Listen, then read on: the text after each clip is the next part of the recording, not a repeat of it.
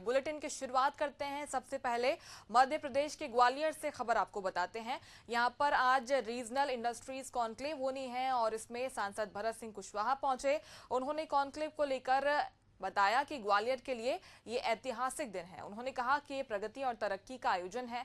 उद्योगपतियों को मध्य प्रदेश के ढांचे पर विश्वास है और यही कारण है कि राज्य में औद्योगिक इकाइयों के लिए उद्योगपति आगे आ रहे हैं। इसे लेकर हमारे ब्यूरो चीफ राकेश शर्मा ने ग्वालियर सांसद भरत सिंह कुशवाहा से खास बातचीत की है। मध्य प्रदेश के ग्वालियर में रीजनल इंडस्ट्रीज कॉन्क्लेव का आयोजन हो रहा है और इस कॉन्क्लेव में तमाम देश और विदेश के तमाम उद्योगपति शामिल हो रहे हैं। मुख्यमंत्री डॉक्टर मोहन यादव इस कॉन्क्लेव का औपचारिक शुभारंभ करेंगे।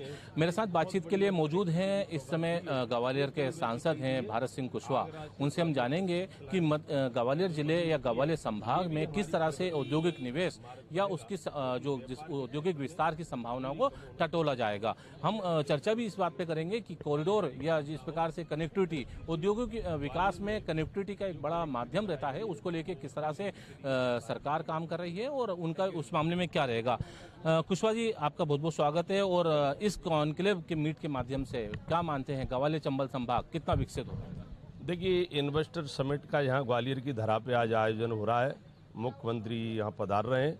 ये ग्वालियर के लिए आज का दिन बहुत ऐतिहासिक दिन है। इस अंचल के लिए ग्वालियर की जनता की ओर से मैं प्रतिनिधि होने के नाते मुख्यमंत्री जी का भी हम वेलकम करेंगे। ग्वालियर की धरा पे उद्योग जगत के लोग जो विदेश के भी मेहमान हमारे यहाँ आ रहे हैं, उनका भी हम वेलकम ग्वालियर के लोग करने जा रहे हैं। और निश्चित रूप से इस समिट के आयोजन के माध्यम से ग्वालियर को अपार सफलताएं मिलेंगी उद्योग क्षेत्र में। और आने वाले समय में मैं ऐसा मानता हूँ, ये समिट का केवल आयोजन नहीं है, ये प्रगति का आयोजन है, ये तरक्की का आयोजन है, ये व्यापार बढ़ाने का आयोजन है, जो उद्योगों में ग्रोथ लाने का आयोजन है। इसलिए मुख्यमंत्री जी के नेतृत्व में हजारों हजार करोड़ के यहाँ नए निवेश के साथ उद्योगपति प्रवेश कर रहे हैं।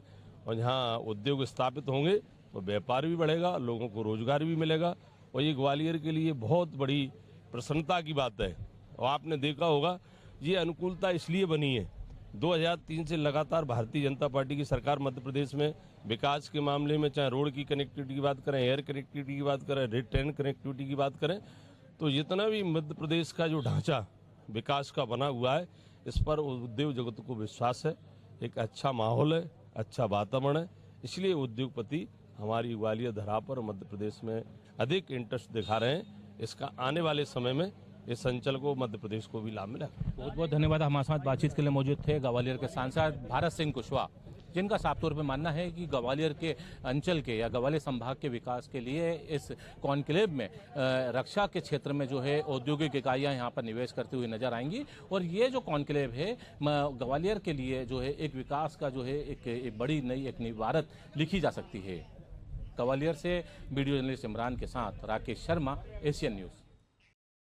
तो ग्वालियर रीजनल इंडस्ट्रीज कॉन्क्लेव में आने वाले 3500 मेहमानों के लिए खास तरीके के व्यंजन भी तैयार किए जा रहे हैं। गेस्ट मेन्यू की अगर बात करें तो कोदो मिलेट खीर, मूंग का हलवा, दाल पुदीना का शोरबा खास डिश में शामिल है। ये पूरा खाना मध्य प्रदेश टूरिज्म तानसेन होटल तैयार कर रहा है। मेहमानों की खास डिमांड पर कोदो मिलेट्स खीर बनाई जा रही है। ये अपने आप में एक अलग पहचान भी रखती है। इसके साथ ही मूंग हलवे का यहाँ पर हलवा तैयार किया गया है, जो कि देशी घी से तैयार होगा। करीबन 150 से ज्यादा कर्मचारी इस पूरे खाने को तैयार करेंगे।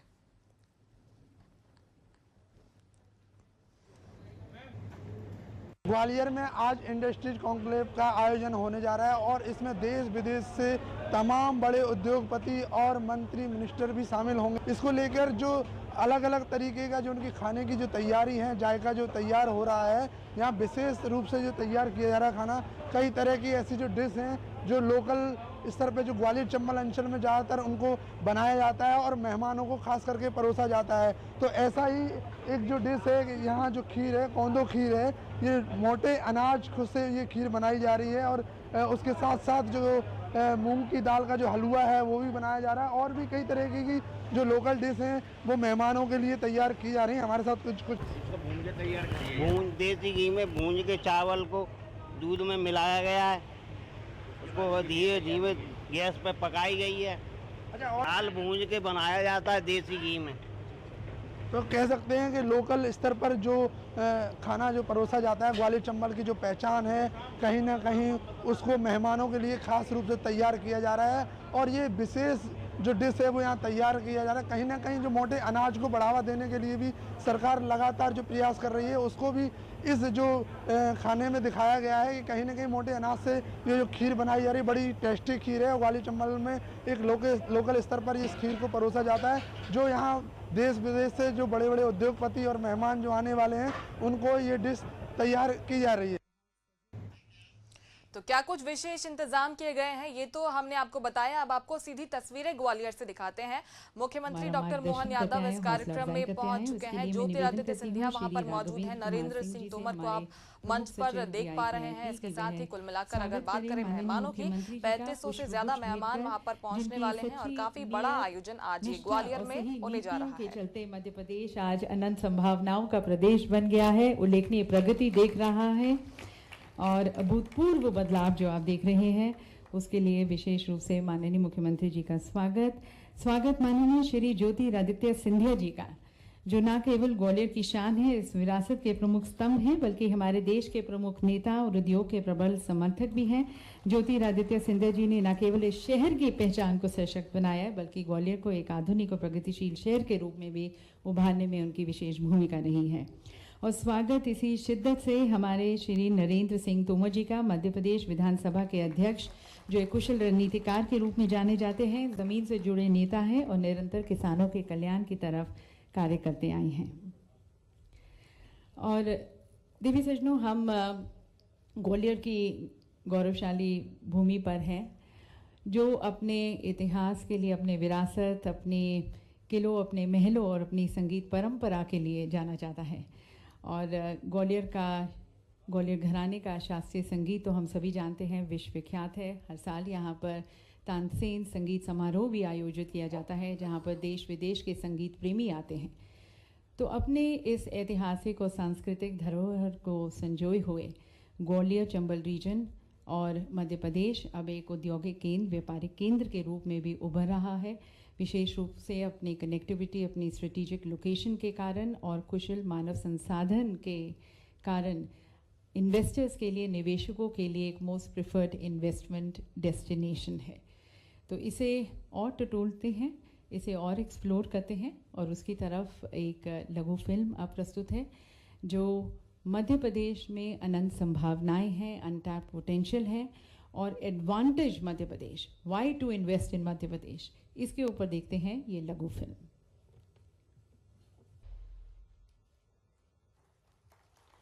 तो मध्य प्रदेश में आपके निवेश को आमंत्रित करते हुए मध्य प्रदेश सरकार की ये कोशिश रही है कि एक इजी, ट्रांसपेरेंट, अकाउंटेबल व्यवस्था आपको प्रदान की जाए, जिससे आपका यहाँ पर निवेश सुरक्षित हो और साथ साथ आप सभी के लिए फ़ायदे का सौदा भी हो।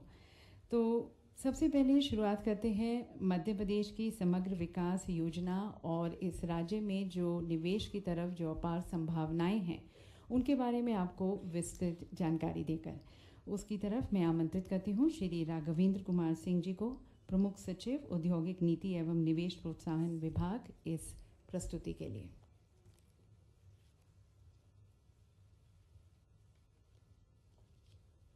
नमस्कार, मैं आज इस कार्यक्रम में आप सभी का स्वागत करता हूं। आज इस कार्यक्रम में उपस्थित कार्यक्रम के मुख्य अतिथि माननीय मुख्यमंत्री महोदय, कार्यक्रम में उपस्थित श्री ज्योतिरादित्य सिंधिया जी, मंत्री भारत सरकार, श्री नरेंद्र सिंह तोमर जी, अध्यक्ष मध्य प्रदेश विधानसभा, श्री प्रहलाद पटेल जी, पंचायत एवं ग्रामीण विकास मंत्री, श्री तुलसीराम सिलावट जी, मंत्री मध्य प्रदेश शासन, श्री रामनिवास रावत जी, श्री एंदल सिंह कंसाना जी, द्वय मंत्री मध्य प्रदेश शासन, श्री नारायण सिंह कुशवाहा जी, श्री प्रद्युम्न सिंह तोमर जी, श्री राकेश शुक्ल जी, तीनों मंत्री हैं हमारे मध्य प्रदेश शासन के, श्री चैतन्य काश्यप जी, श्री धर्मेंद्र भाव सिंह लोधी जी, दोनों माननीय मंत्रीगण मध्य प्रदेश शासन, श्री दिलीप जायसवाल जी, राज्य मंत्री कुटीर एवं ग्रामोद्योग विभाग, श्री भारत सिंह कुशवाहा, सांसद ग्वालियर, श्री शिवमंगल सिंह तोमर, सांसद मुरैना, श्रीमती संध्या राय, सांसद भिंड, और उद्योगपति गण जो आज के इस कार्यक्रम में हैं, Shri Karan Adani ji MD Adani ports, Shri Vivek Taneja ji vice president Reliance industries limited, Shri Santosh Kumar Sarangi ji DGFT से, श्री आशीष वैश्य जी अध्यक्ष CII, श्री RP माहेश्वरी जी अध्यक्ष एवं प्रबंध संचालक आधुनिक techno projects, Shri Pankaj Chawla ji MD marble vinyl, Shri Chandrabhushan Mishra ji, Shri Rakesh Khosla ji, Shri Arun Goyal ji, Shri SPS Kohli ji कार्यकारी निदेशक Jamuna auto industries, Shri Shobharan Singh ji Laghu Udyog Bharati, Shri Manoj Chaturvedi ji MD Accenture, Shri Puneet Dabar ji MD Tropolite, Shri Kaushal Sharma ji, Shri Ashish Mohapatra ji, Shri Abhay Chaudhary ji, आप सभी का और इस हॉल में पधारे हुए माननीय अतिथिगण, माननीय उद्योगपतिगण, हमारे अधिकारीगण, अब मीडिया के मेरे बंधु, आप सभी का स्वागत है इस कार्यक्रम में। मध्य प्रदेश की अगर बात करें और विशेष तौर पर इस रीजनल इंडस्ट्री कॉन्क्लेव की, तो हम देखते हैं कि मध्य प्रदेश भारत का क्षेत्रफल में दूसरा सबसे बड़ा राज्य है और यहाँ का फूड ग्रेन का प्रोडक्शन भारत में दूसरे नंबर पे है। ऑर्गेनिक फार्मिंग का जो भारत में हिस्सा है मध्य प्रदेश का वो पहला है और सबसे बड़ा floating solar power plant Madhya Pradesh में है। मध्य प्रदेश भारत का दूसरा सबसे स्वच्छ स्टेट है और इंदौर आपको पता ही होगा कि लगातार स्वच्छता के शिखर पे है। 5वीं सबसे ज़्यादा जनसंख्या का स्टेट है और उसके हिसाब से उद्योगपतियों के निष्कर्ष के हेतु अगर मैं कहूँ तो बहुत बड़ा कंज्यूमर मार्केट है। मध्य प्रदेश में best possible industrial infrastructure create करने की कोशिश की गई है जिससे कि मध्य प्रदेश कम्पिटिटिव बना रहे। मध्य प्रदेश दूसरे प्रदेशों के साथ जो कम्पिटिटिव फेडरलिज्म की बात ऑनरेबल प्राइम मिनिस्टर साहब करते हैं उस भावना को अंगीकृत करते हुए मध्य प्रदेश में अगर हम देखते हैं तो GIS enabled real time online land bank का इंफॉर्मेशन हमारे पास उपलब्ध है। हमारे पास जो जल की आपूर्ति है इंडस्ट्रियल सेक्टर के लिए वो 1000 मिलियन क्यूबिक मीटर से ज़्यादा का है। हमारे पास 4 इंडस्ट्रियल कॉरिडोर हैं जो कि देश में किसी भी स्टेट में नहीं है। Delhi Mumbai industrial corridor, Delhi Nagpur industrial corridor, Amritsar Kolkata corridor, east west corridor और एक नया वाराणसी और मुंबई कॉरिडोर विकसित होने जा रहा है। हमारा प्रदेश पावर सरप्लस स्टेट है और हमने 31 गीगावाट या 31,000 मेगावाट की विद्युत उत्पादन क्षमता अपने यहाँ विकसित कर ली है। हमारे यहाँ रोड नेटवर्क बहुत ही शानदार है और 5.1 लाख किलोमीटर का हमारे पास रोड नेटवर्क है। 2 हमारे पास इंटरनेशनल और 5 डोमेस्टिक एयरपोर्ट्स हैं। हमारे यहाँ 6 इनलैंड कंटेनर डिपोज हैं जिसकी सहायता से मध्य प्रदेश से निर्यात करने में सुविधा होती है। हम मध्य प्रदेश में निवेश क्यों करें, इसके लिए इस स्लाइड में मैंने अपनी बात रखी है। हमारे पास करीब 1,25,000 एकड़ का इंडस्ट्रियल लैंड बैंक है। हमारी जो फैक्टर्स ऑफ प्रोडक्शन है, जो चीपर कॉस्ट पड़ती है, उसकी वजह से आपको हायर रिटर्न्स मिल सकते हैं, रिटर्न ऑन इन्वेस्टमेंट जो कहलाता है। हमारे यहाँ जो लैंड यूज़ के चेंज करने के जो नियम है मध्य प्रदेश सरकार ने पूरे भारत में सबसे आगे बढ़कर काफ़ी इसको सरल और सहज कर लिए हैं और जो नामांतरण की प्रक्रिया है उसमें भी ऑनरेबल चीफ मिनिस्टर साहब के प्रयासों से साइबर तहसील की परिकल्पना और फिर सारा कुछ ऑटोमेटेड वे में फेसलेस म्यूटेशन कैसे हो, इसके लिए मध्य प्रदेश पर काम कर रहा है और मध्य प्रदेश में इसे प्रारंभ कर दिया गया है। मध्य प्रदेश की समृद्धि जो खनिज के मामले में बहुत ही शानदार है। हम भारत के सबसे बड़े प्रोड्यूसर हैं कॉपर के, मैग्नीज के, डायमंड के और कोयला और दूसरे सेक्टर्स में भी हमारा उत्पादन काफ़ी ज़्यादा भारत के संदर्भ में अगर मैं कहूँ तो हमारी अट्रैक्टिव पॉलिसी है और इस ट्रांसपेरेंट है और कस्टमाइज पैकेज भी हम 100 करोड़ से ऊपर की पॉलिसी के लिए 100 करोड़ से ऊपर के निवेश के लिए देते हैं। भारत सरकार के द्वारा भी माननीय प्रधानमंत्री जी के मार्गदर्शन में काफ़ी हमें मध्य प्रदेश को लगातार सपोर्ट मिलता रहा है और उसी वजह से भारत सरकार के फंडेड पार्क्स हमारे यहाँ medical devices park Vikram Udyogpuri Ujjain में, PM मित्रा पार्क धार में, मैन्युफैक्चरिंग जोन पावर और रिन्यूएबल एनर्जी का नर्मदापुरम में, मेगा फुटवेयर एक्सेसरीज का क्लस्टर सीतापुर मुरैना में, प्लास्टिक पार्क तामोद रायसेन और बिलौआ ग्वालियर में, और multi modal logistic park Pithampur में। ये सारा सपोर्ट हमें भारत सरकार के सहयोग से मिला है। मैं ये भी बताना चाहूँगा कि जब से माननीय मुख्यमंत्री जी ने मध्य प्रदेश में कार्य प्रारंभ किया है 13 दिसंबर 2023 से, उसके बाद से निरंतर उनके जहन में मध्य प्रदेश में औद्योगिक विकास, औद्योगिक क्रांति कैसे आए, उसका लगातार उनके द्वारा प्रयास किया जाता रहा है। और इसमें कोई आश्चर्य की बात नहीं कि औद्योगिक विकास उनके दिल के इतने करीब है। वो इस विभाग के स्वयं माननीय भारसाधक मंत्री भी हैं। मैं आपको बताना चाहूँगा कि माननीय मुख्यमंत्री जी के द्वारा 2 इंडस्ट्री इंटरैक्टिव सेशंस किए गए। हमने चर्चा की मुंबई में, हमने चर्चा की कोयम्बटूर में, हमने चर्चा की बेंगलुरु में। हमने 2 रीजनल इंडस्ट्री कन्क्लेव किए, उज्जैन में और जबलपुर में। और ये जो क्षेत्रीय वैषम्य है, जो विषमता है, उसको कैसे दूर करें और हर जगह हर रीजन में हम कैसे पहुँचें, तो इसकी तीसरी कड़ी के रूप में आज हम यहाँ ग्वालियर हैं। इसके बाद से सागर का और रीवा का भी प्रोग्राम होना है। माननीय मुख्यमंत्री जी के द्वारा इस दौरान करीब 121 1-to-1 मीटिंग्स इंडस्ट्रियलिस्ट उद्योगपतियों, उद्योग घरानों के साथ उनके द्वारा चर्चा की गई। करीब 1,84,000 करोड़ का इन्वेस्टमेंट प्रपोजल हमने रिसीव किया है।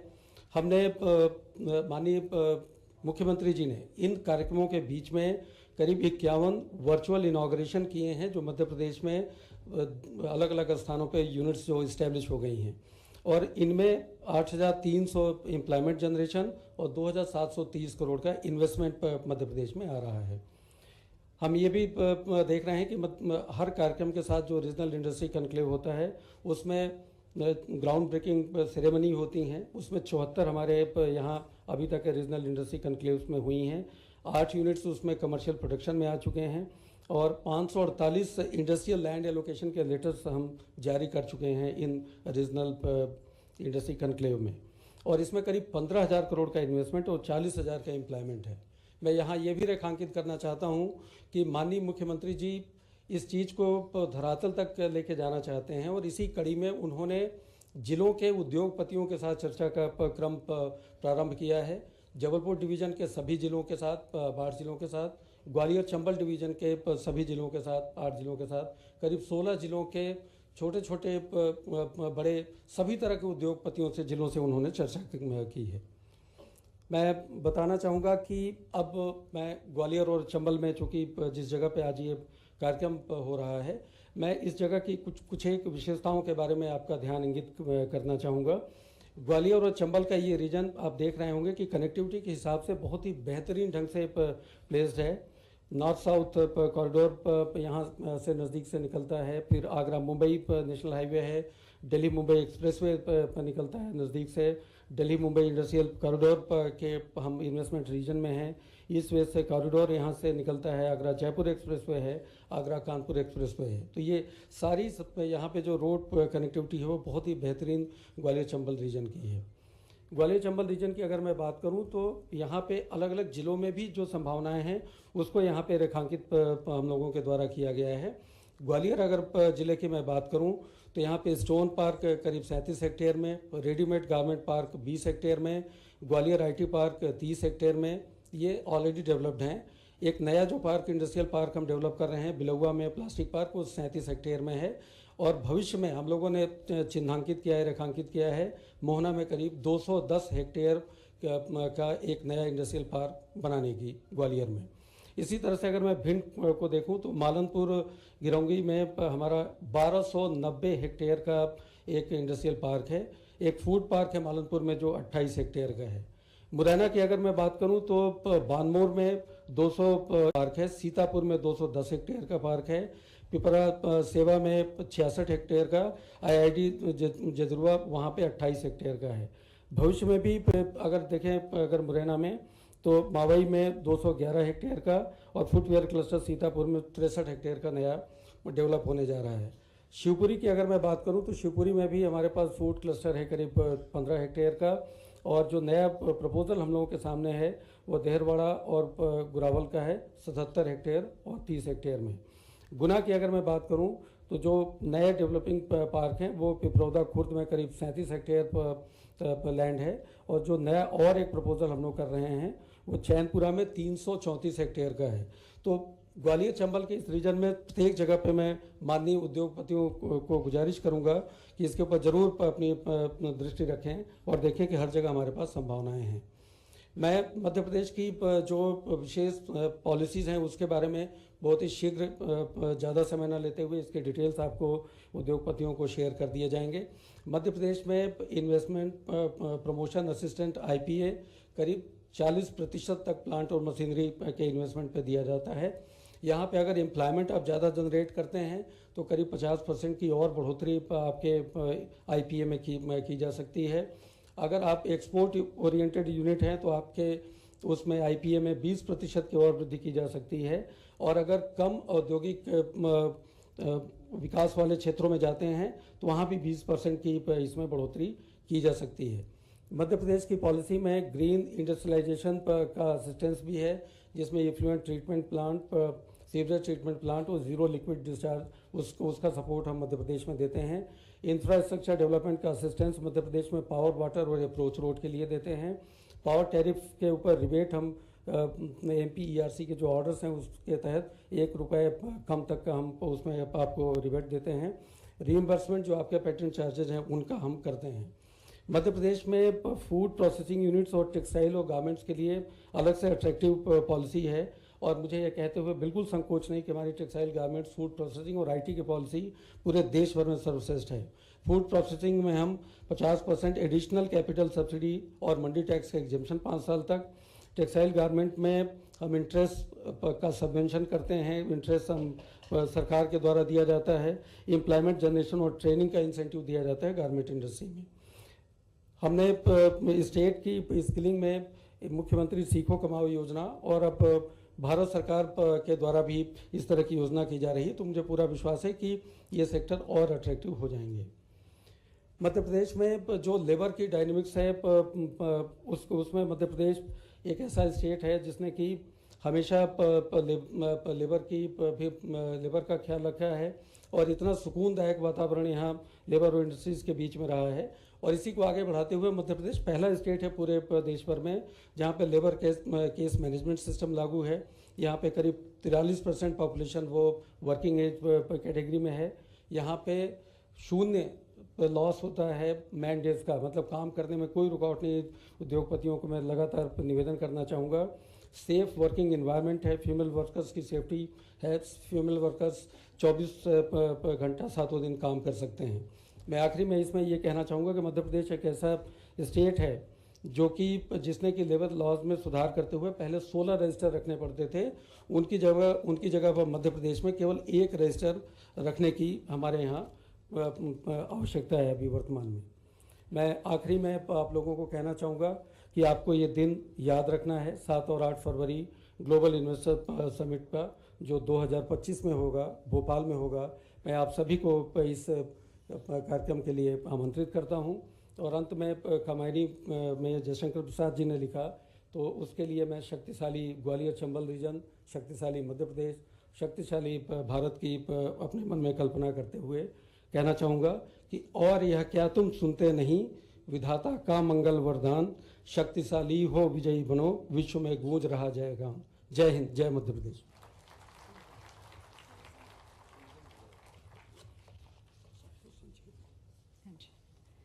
बहुत बहुत धन्यवाद सर। और अब सेक्टर वाइज प्रेजेंटेशन। तो सबसे पहले जो हमारे पर्यटन क्षेत्र में जो अपॉर्चुनिटीज़ हैं, जो पोटेंशियल हैं, उसके बारे में आपको विस्तृत जानकारी देते हैं। और मैं आमंत्रित करती हूँ श्री इलियाराजा जी को, मैनेजिंग डायरेक्टर टूरिज्म डिपार्टमेंट।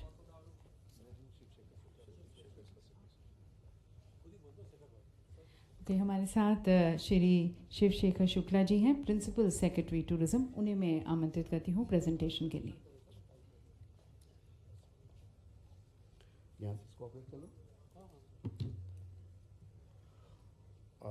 आदरणीय माननीय मुख्यमंत्री जी, आदरणीय मंच और सभी सम्मानित अतिथिगण, सबका भारत के हृदय प्रदेश मध्य प्रदेश में स्वागत है। जैसा बताया गया फ्यूचर रेडी मध्य प्रदेश, तो मैं थोड़ा जोड़ना चाहूँगा। Culturally rooted and future ready Madhya Pradesh. Madhya Pradesh tourism के बारे में आप सब भली भांति अवगत हैं।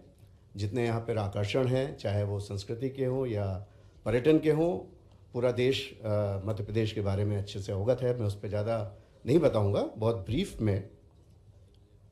जो मुख्य आकर्षण है मध्य प्रदेश में, यहाँ की जो हेरिटेज है वो वर्ल्ड नोन है और हम लोग बहुत ब्लेस्ड हैं कि हमें 14 यूनेस्को की world heritage sites Madhya Pradesh में उपलब्ध हैं वर्तमान में, जिनमें से 3 सांची, भीमपेटका और खजुराहो परमानेंट लिस्ट में है और 11 टेंटेटिव लिस्ट में है यूनेस्को की। ग्वालियर रीजन की बात करें तो हमारा मैजेस्टिक ग्वालियर फोर्ट और चंबल की रॉक आर्ट, ये रिसेंटली 6 महीने पहले ही यूनेस्को की टेंटेटिव लिस्ट में जोड़ा गया है और ये लिस्ट आगे बढ़ती ही चली जाएगी। इसी प्रकार से स्पिरिचुअलिटी और रिलीजियस टूरिज्म की बात करें तो हमारे यहाँ बहुत सारे आकर्षण हैं और बहुत अच्छा श्रद्धालुओं के लिए प्रदेश आकर्षण रखता है। बहुत सारी वाटर बॉडीज़ हैं। सबसे प्लेनेट की one of the oldest rivers Narmada ji Amarkantak से प्रवाहित होते हुए पूरे मध्य प्रदेश को अपने आशीर्वाद से अभिसिंचित करते हुए गुजरात तक जाती हैं।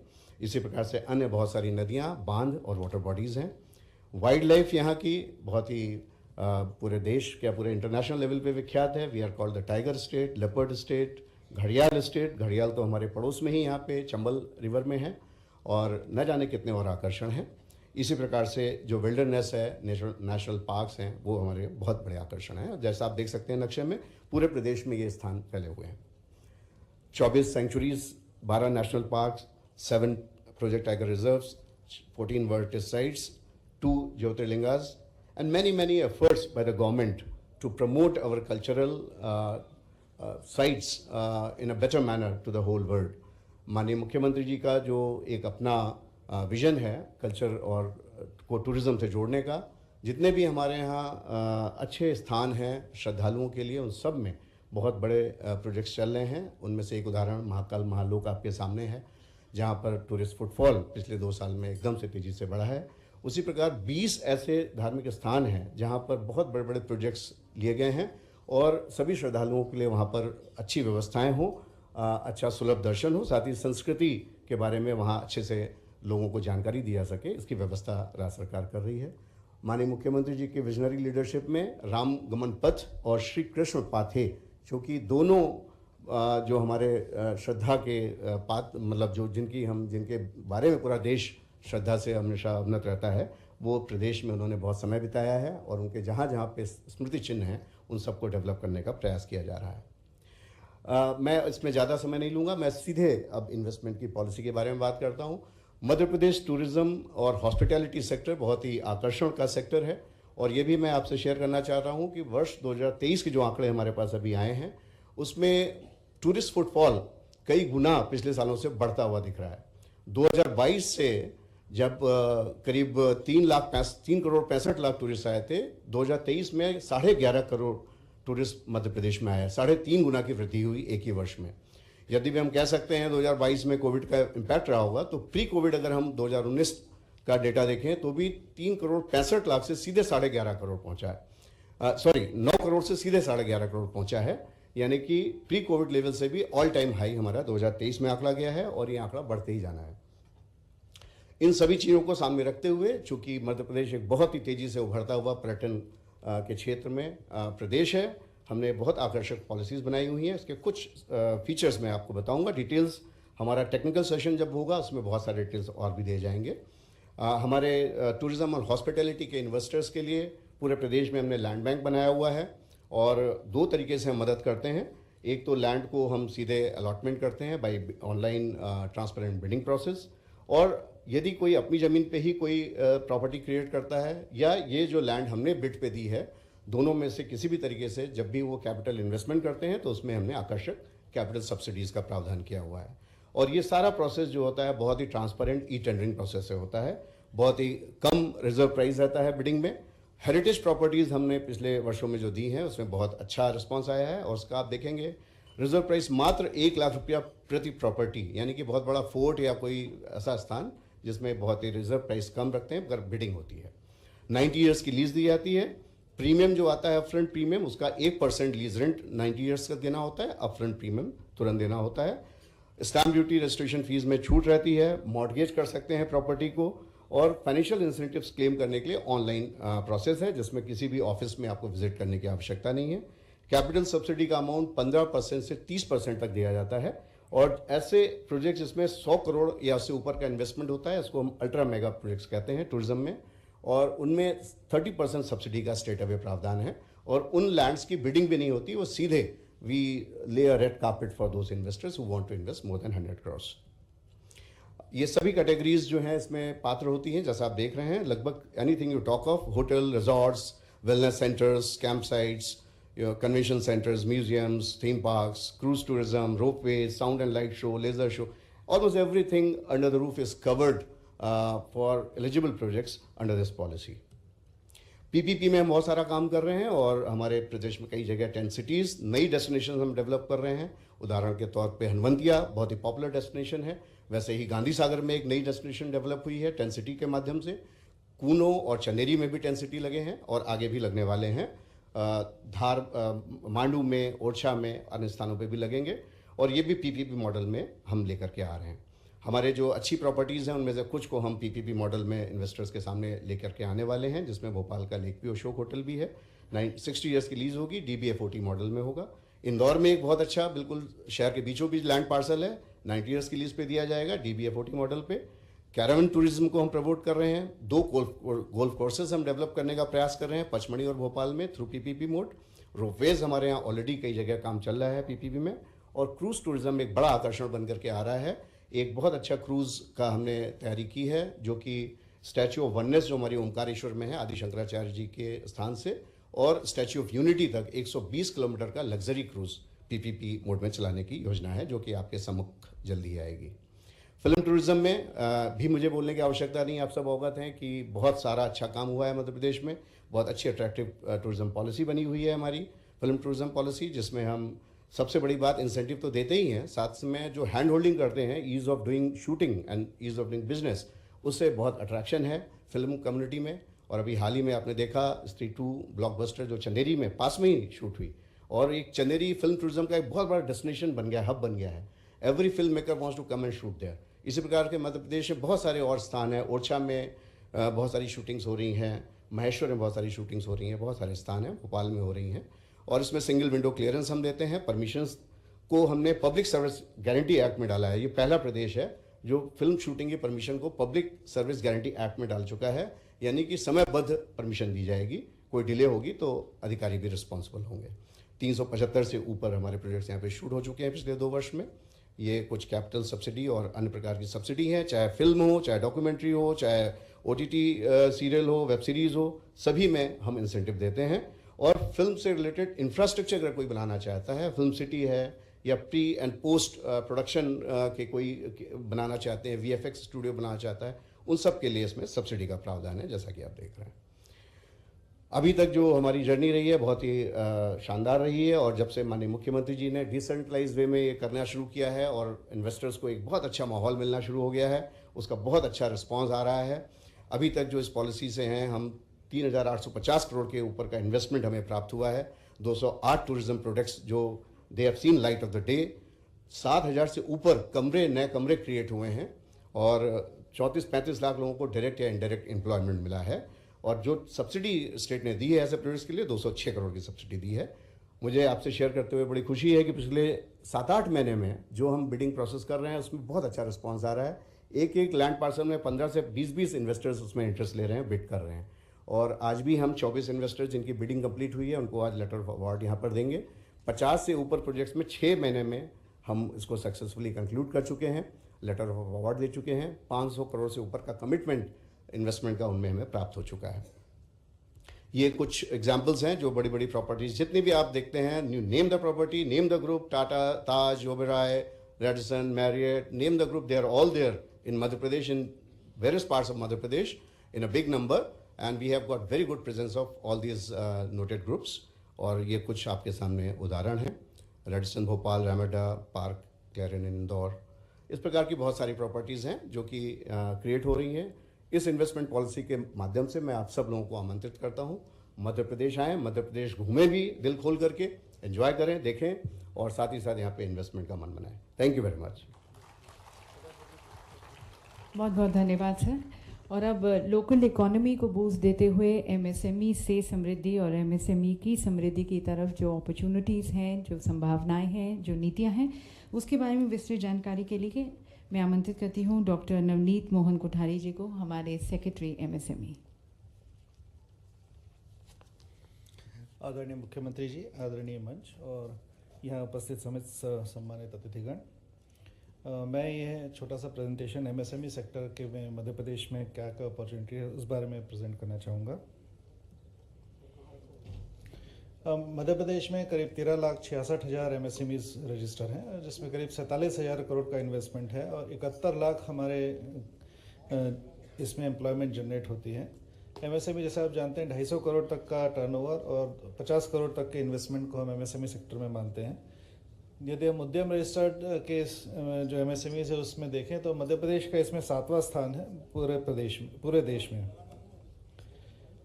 मध्य प्रदेश में एमएसएमई का यदि हम पिछले कुछ वर्षों का देखें तो निरंतर वृद्धि हो रही है। 2021 में जहां 1,11,000 एमएसएमई रजिस्टर हुई थी, तो वहीं 23-24 में यह बढ़कर 4,57,000 एमएसएमई रजिस्टर हुई हैं। और इसी तरह जो रोजगार 2021 में 8,25,000 का रोजगार सृजन हुआ था, वहीं 23-24 में करीब 22,77,000 का रोजगार सृजन हुआ है। इसी तरह मैन्युफैक्चरिंग सेक्टर के में जो एमएसएमईज हमारी काम कर रहे हैं उसमें भी हर वर्ष जो रजिस्टर हो रहे हैं उसमें उल्लेखनीय वृद्धि देखी जा रही है। हमारे यहाँ पर मध्य प्रदेश में मुख्य रूप से लैंड की कोई कमी नहीं है। हमारे यहाँ पर जो प्रोसेसेस हैं एमएसएमई के लिए उद्योग लगाने के लिए वो बहुत सरलीकृत हैं और ऑनलाइन हैं। हमारे यहाँ पर कंटिन्यूसली नए इंडस्ट्रियल एरिया हम बना रहे हैं, लैंड में भी हम रिबेट दे रहे हैं। और इसके अतिरिक्त जो हमारे यहाँ फोकस सेक्टर्स हैं, एग्रो बेस्ड में हमारे काफ़ी 4,000 से अधिक यूनिट एमएसएमईज में काम कर रहे हैं। इसी तरह pharmaceuticals, plastics, furniture, toys, textile, garmenting और ऑटोमोबाइल इंजीनियरिंग में भी एमएसएमई का हमारे यहाँ पर काफ़ी स्ट्रॉन्ग प्रेजेंस है। ग्वालियर चंबल रीजन को देखें तो यहाँ पर करीब 9 लाख, 9.5 लाख हमारे यहाँ पर एम्प्लॉयमेंट है और 5,200 करोड़ के इन्वेस्टमेंट है। 3,200 करोड़ का करीब हमारे यहाँ पर एमएसएमईज एक्सपोर्ट करते हैं और ये 1,70,000 करीब हमारे एमएसएमई इस रीजन में रजिस्टर्ड हैं। यहाँ पर इस रीजन की सबसे खासियत यह है कि दिल्ली से और एनसीआर से बहुत अच्छे तरह से जुड़ा हुआ है। हवाई जहाज़ से 1 घंटे के से कम समय में और ट्रेन से 3 घंटे के आसपास में इसको एक्सेस किया जा सकता है। यहाँ पर बहुत अच्छी कनेक्टिविटी है। North south east west corridor इस रीजन से पास होते हैं। और इसके अतिरिक्त यहाँ पर यदि हम फूड बेस्ड की बात करें तो mustard, dairy, wheat, rice, spices, sugar cane इत्यादि का बहुतायत में मिलते हैं। लैंड यहाँ पर बहुत एनसीआर के तुलना में बहुत सस्ते और बहुत प्रॉक्सिमिटी में उपलब्ध है।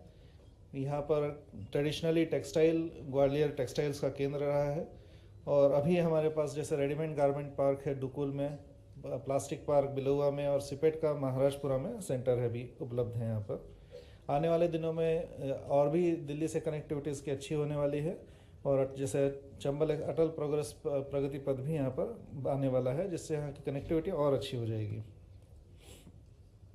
मध्य प्रदेश की एमएसएमई डेवलपमेंट पॉलिसी जो 2021 में बनाई गई थी, उसमें जैसा हमारी मेन इंडस्ट्रियल डेवलपमेंट पॉलिसी है उसी के अनुरूप यहाँ पर भी 40% तक हम सब्सिडी देते हैं। पेटेंट्स के लिए यदि कोई उपलब्ध करता है तो उसके लिए रिम्बर्समेंट देते हैं। एनर्जी ऑडिट के लिए हम फाइनेंशियल असिस्टेंस देते हैं। यदि कोई अनडेवलप्ड लैंड पे यदि अपनी इंडस्ट्री स्थापित करता है तो इंफ्रास्ट्रक्चर अधोसंरचना के विकास के लिए भी हम उनको अनुदान देते हैं और क्वालिटी सर्टिफिकेशन के लिए भी अनुदान देते हैं। इसके अतिरिक्त food processing, textile, furniture, pharma, apparel और पावरलूम सेक्टर के लिए हमारे सेक्टर स्पेसिफिक पॉलिसीज़ भी विद्यमान हैं। यदि हम अपने नेबरिंग राज्यों से, पड़ोसी राज्यों से यदि हम अपनी पॉलिसी की तुलना करेंगे तो हम पाएंगे कि मध्य प्रदेश की पॉलिसी इन सभी राज्यों से कहीं बेहतर है और हमारे यहाँ का जो माहौल है वो एमएसएमई के स्थापना के लिए बहुत मुफीद है। स्टार्टअप्स की अपन बात करें तो मध्य प्रदेश में करीब 4,500 DPIIT रजिस्टर्ड स्टार्टअप्स हैं, जिसमें करीब 2100 स्टार्टअप हमारे जो है महिला उद्यमियों द्वारा, महिला एंटरप्रेन्योर्स द्वारा चलाए गए हैं। इनके स्टार्टअप्स के लिए हमारे पास 69 स्टेट वाइड इंक्यूबेटर्स हैं, 4 अटल इंक्यूबेशन सेंटर्स हैं, 3 सॉफ्टवेयर टेक्नोलॉजी पार्क्स हैं भोपाल, ग्वालियर और इंदौर में, और एक और चौथा अभी बात चल रही है जबलपुर में, शीघ्र ही चालू होगा। उसमें 6 स्मार्ट सिटी इंडिकेटर्स हैं इंक्यूबेटर्स हैं और इसके अलावा जबलपुर और ग्वालियर में एग्री बिजनेस इंक्यूबेशन सेंटर्स भी उपलब्ध हैं। हमारे यहाँ पर जो ड्राइवर्स हैं मेन, तो हमारे यहाँ जो पॉलिसी है उसमें फंडिंग सपोर्ट काफ़ी अच्छा है स्टार्टअप पॉलिसी में। इसके अलावा AIFs हैं जिसमें अभी हमारा 10 करोड़ का कॉर्पस है, जिसको शीघ्र ही बढ़ाकर हम 100 करोड़ के आसपास करेंगे। इसके अलावा डेडिकेटेड भोपाल में हमारे पास MP Madhya Pradesh startup centres हैं और जिसके तहत हम सभी जो हमारे स्टार्टअप जो हमारे पास आते हैं उनको हम फंडिंग और बाकी चीज़ों के लिए गाइडेंस उपलब्ध कराते हैं। यदि हम स्टार्टअप्स का देखें तो ग्वालियर रीजन, चंबल रीजन में करीब 410 स्टार्टअप्स आज की डेट में हमारे पास रजिस्टर है, जिसमें से 180 हमारे हैं वुमेन लेड स्टार्टअप्स हैं। अधिकांश स्टार्टअप्स हमारे यहाँ पर सर्विसेज सेक्टर में है। आगे हम अगर देखें तो MSMEs के लिए मध्य प्रदेश में और स्पेसिफिकली इस रीजन में हम देखें तो इकोनॉमिक एक्टर, चूँकि हमारे यहाँ पर क्लस्टर्स के रूप में इंडस्ट्री विद्यमान है, तो इसके लिए हमारे पास अच्छी ग्रोथ अपॉर्चुनिटीज़ हैं। एंटरप्रेन्योरशिप डेवलपमेंट के लिए हमारे पास बहुत अच्छी पॉलिसी और वातावरण है। ई-कॉमर्स डिजिटलाइजेशन के लिए भी हमारे स्टार्टअप्स अच्छा काम कर रहे हैं और एक्सपोर्ट प्रमोशन के लिए भी हमारे यहाँ पर जो पॉलिसी है उसमें प्रावधान किए गए हैं। स्टार्टअप्स के लिए देखें तो जो ईज़ ऑफ फाइनेंशियल असिस्टेंस और मेंटरशिप हमारे यहाँ पर बहुत अच्छे से उपलब्ध करा रहे हैं हम, और इंक्यूबेशन सेंटर्स को भी हम कोवर्किंग स्पेसेस और सेंटर ऑफ एक्सीलेंस के रूप में डेवलप करने वाले हैं। इसके अतिरिक्त जो IP रिलेटेड इश्यूज़ हैं उसमें भी हम स्टार्टअप्स की मदद करने के लिए और नए मार्केट्स देखने के लिए भी हम स्टार्टअप्स की मदद करते हैं। अधिक जानकारी के लिए आप हमारे इस बारकोड को स्कैन कर सकते हैं। इसमें हमारी जो स्कीम्स हैं उसका आपको विस्तृत रूप से विवरण मिलेगा। धन्यवाद। बहुत बहुत धन्यवाद सर। और अब माइनिंग सेक्टर में जो अपॉर्चुनिटीज़ हैं और जो पोटेंशियल है उस पर विस्तृत जानकारी और मैं निवेदन करती हूँ, आमंत्रित करती हूँ श्री संजय कुमार शुक्ला जी को, प्रमुख सचिव खनिज साधन विभाग।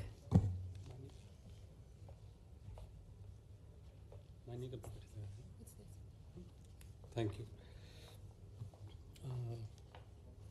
माननीय मुख्यमंत्री जी, सम्मानित मंच, मैं मध्य प्रदेश में जो खनिज क्षेत्र है, माइनिंग सेक्टर है, उसमें जो अवसर हैं और किस प्रकार से उद्योग और व्यावसायिक फर्म्स मध्य प्रदेश में निवेश करके देश के विकास के लिए और प्रदेश के विकास के लिए कार्य कर सकते हैं, उसके बारे में संक्षेप में बताता हूँ। तो सबसे पहले नेशनल लेवल पे हमारी क्या स्थिति है, अलग अलग क्षेत्र में किस प्रकार के मिनरल उपलब्ध हैं, इंडस्ट्री के विकास के लिए क्या संभावनाएं हैं और हम किस प्रकार के मिनरल में हम एक्सप्लोरेशन का काम कर रहे हैं, नए ऑक्शन कौन से होने वाले हैं, ऐसे हम 5 मिनट में पूरी बात को एक देखेंगे झलक। ये बहुत ही इंपॉर्टेंट स्लाइड है। इसमें हम जो रिजर्व हैं देश में उसमें कहाँ हैं मध्य प्रदेश, और जो उत्पादन है बीते वर्ष का उसमें हम कहाँ हैं। तो कोयले में हमारे पास देश का 8% का रिजर्व है और 16% का हमने प्रोडक्शन किया है, मतलब लगभग 997 बिलियन टन में से 159 MP का है। लाइमस्टोन में हम 15% है, मतलब देश का 7वां हिस्सा मध्य प्रदेश में हो रहा है। आयरन ओर में हमारा साइज छोटा है लेकिन बहुत ही इंपॉर्टेंट है ये। कॉपर में हम लोग नंबर 1 हैं, 73% का रिजर्व है और 66% का प्रोडक्शन है। मैग्नीज ओर में हम लोग नंबर 1 हैं, 30% कंट्री का प्रोडक्शन MP में है। बॉक्साइट में हम हैं। रॉक फॉस्फेट में हम लोग सेकेंड पोजीशन पे हैं और इसमें भी 1/4 रॉक फॉस्फेट देश का मध्य प्रदेश दे रहा है। और पिछले हाल के सालों में कोल बेड मीथेन में हम लोगों ने काफ़ी यहाँ पे डिस्कवरी की है। तो इस प्रकार समराइज करें तो कॉपर और मैग्नीज और डायमंड जैसे मिनरल्स में हम देश में नंबर 1 पे हैं। रॉक फॉस्फेट पे हम दूसरे स्थान पे हैं। लाइमस्टोन में हम तीसरे स्थान पे हैं और कोयले में चौथे स्थान पे हैं। इसके अलावा जो बहुत ही स्ट्रेटजिक कुछ एलिमेंट्स होते हैं जैसे मॉलिब्डेनम है, कुछ रेयर अर्थ मिनरल हैं, उसमें भी मध्य प्रदेश में अच्छे रिजर्व मिल रहे हैं और इसका विस्तार पूरे राज्य में है। अगर हम पश्चिम से देखना शुरू करें तो झाबुआ, अलीराजपुर, नीमच, धार, इन सब जगहों पे लाइमस्टोन प्रचुर मात्रा में है, मैग्नीज है, ग्रेफाइट है, डोलोमाइट है। अगर फिर जो साउथ के ज़िले हैं हमारे, बैतूल, छिंदवाड़ा, बालाघाट होते हुए मंडला डिंडौरी तक, इसमें भी कोल, ग्रेफाइट, ग्रेनाइट, मैग्नीज इस तरह के मिनरल्स हैं। और जबलपुर और उसके आसपास के ज़िलों को देखें तो बॉक्साइट, डोलोमाइट, लोहा, गोल्ड भी रिजर्व हैं। और बुंदेलखंड के और बघेलखंड के ज़िलों में लाइमस्टोन, बॉक्साइट, ग्रेफाइट, ग्रेनाइट, कोल, सिंगरौली बहुत बड़ा कोल रिजर्व है। देश का लगभग 10% बिजली सिंगरौली में बनती है और एल्युमिनियम वहाँ होता है काफ़ी बहुत मात्रा में। और ग्वालियर के आसपास के जिलों में भी आयरन और क्वार्ट्ज, फ्लैगस्टोन ये सब प्रचुर मात्रा में है। मैंने माइनर मिनरल पत्थर और ग्रेनाइट और लोहे की बहुत ज़्यादा बात नहीं की, वो लगभग पूरे प्रदेश में हर जगह उपलब्ध है। राज्य में उद्योग को सपोर्ट करने के लिए और बढ़ावा देने के लिए हमारी पास जो भी कंपोनेंट चाहिए, अच्छे संसाधन हैं, अच्छी नीतियां हैं जिसमें हम उद्योगों को सपोर्ट करते हैं। लॉजिस्टिक्स फैसिलिटी बहुत अच्छी है, जैसा कि दूसरे प्रेजेंटेशन में बताया गया कि मध्य प्रदेश देश के बिल्कुल मध्य में है। सारी बड़ी हाईवे, ट्रेन की लाइनें और नेशनल कॉरिडोर सब एमपी से गुजरते हैं। इसके अलावा यहाँ पे जितने भी प्रकार की कनेक्टिविटी के ऑप्शन हैं सारे आपके पास उपलब्ध हैं। मिनरल बेस्ड इंडस्ट्री के लिए जो सपोर्ट सिस्टम चाहिए, जो टेक्निकल मैन पावर चाहिए, वो सब कुछ यहाँ पे उपलब्ध है। पर्याप्त बिजली है, मैन पावर है, तो ये आइडियल स्टेट है कि मध्य प्रदेश में हम इन्वेस्ट करें। कोल और पावर के बारे में संक्षेप में मैंने बताया कि पिछले सालों से हमारे लगातार उत्पादन बढ़ रहा है कोल का। 119 से बढ़ते बढ़ते हम 159 मिलियन टन पर उस पे आ गए हैं पर एनम प्रोडक्शन पे। इंस्टॉल कैपेसिटी एमपी की लगातार बढ़ रही है और नए नए पावर प्लांट भी ऐड हो रहे हैं और ये इसके कुछ हमने नाम नीचे बताए हैं। इसी प्रकार से सीमेंट में मध्य प्रदेश देश का एक बहुत बड़ा प्लेयर है। हम देश का लगभग 1/6 1/7 सीमेंट यहाँ प्रोड्यूस करते हैं और मुझे बताने में बहुत खुशी है कि जितने भी बड़े ग्रुप हैं देश में, चाहे वो एसीसी हो, अडानी हो, जेएसडब्ल्यू हो, अल्ट्राटेक हो, सब के यहाँ पर न केवल पर्याप्त प्लांट हैं बल्कि नए प्लांट उन्होंने प्लान किए हैं, डालमिया, जेके, इन सब लोगों ने। और जिस प्रकार से भारत सरकार फोकस कर रही है इंफ्रास्ट्रक्चर के क्षेत्र में, सड़कें हैं, ब्रिज हैं, एयरपोर्ट्स हैं, रियल एस्टेट है, अर्बन डेवलपमेंट है, इन सब जगहों पे सीमेंट का काफ़ी कंजम्पशन होना है। अगले सालों में हम जिस प्रकार से बजट सपोर्ट और इंफ्रास्ट्रक्चर सपोर्ट में काम हो रहा है, हम लोग अनुमान लगा सकते हैं कि सीमेंट की खपत कितनी तेज़ी से बढ़ने वाली है। इसके अलावा मैंगनीज, कॉपर, डायमंड में लगातार हम अच्छा कर रहे हैं और नए ब्लॉक्स आने वाले हैं जिसके बारे में हम आगे आपको बताएंगे। इसमें डिमांड भी अच्छी है और प्रोसेसिंग की संभावनाएं भी राज्य में काफ़ी ज़्यादा हैं। ग्रेफाइट, रॉक फॉस्फेट और पायरोफाइलाइट में भी मध्य प्रदेश में काफ़ी संभावनाएं हैं और इनमें लगातार नए नए निवेश हमारे राज्य में हो रहे हैं। जो अर्बन डेवलपमेंट की मैंने बात की, शहरों में, घरों में और ऑफिसेस में अभी रिसेंटली काफ़ी अच्छे मल्टीपल कलर के जो स्टोन हैं उनका यूज बढ़ा है। इसमें भी सबसे ज़्यादा स्टोन अभी एमपी से सप्लाई हो रहा है, नेशनल रीजन में भी, नॉर्दर्न इंडिया में।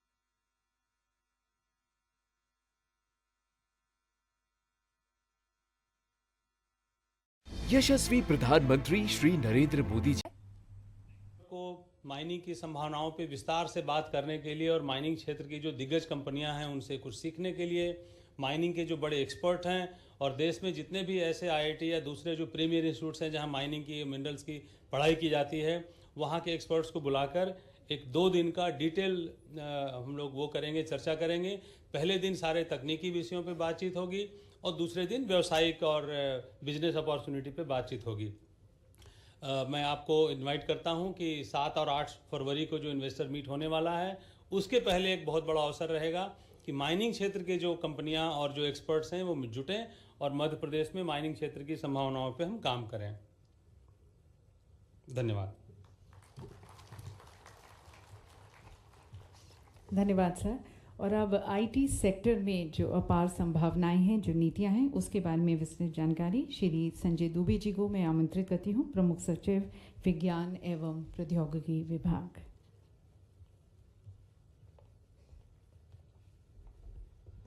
आदरणीय मुख्यमंत्री महोदय डॉक्टर मोहन यादव जी, आदरणीय मंच के समक्ष विराजमान आदरणीय अतिथिगण, हम सब ने ये देखा कि मध्य प्रदेश में किस तरह से विभिन्न अवसर प्रदान किए जा रहे हैं और एक ऐसी स्टडी भी हुई है जिसमें ये प्रमाणित हुआ है कि जो नेक्स्ट ग्रोथ आएगी वो टियर 1 सिटीज़ से करके टियर 2 सिटीज़ और टियर 3 सिटीज़ से आएगी और उसी का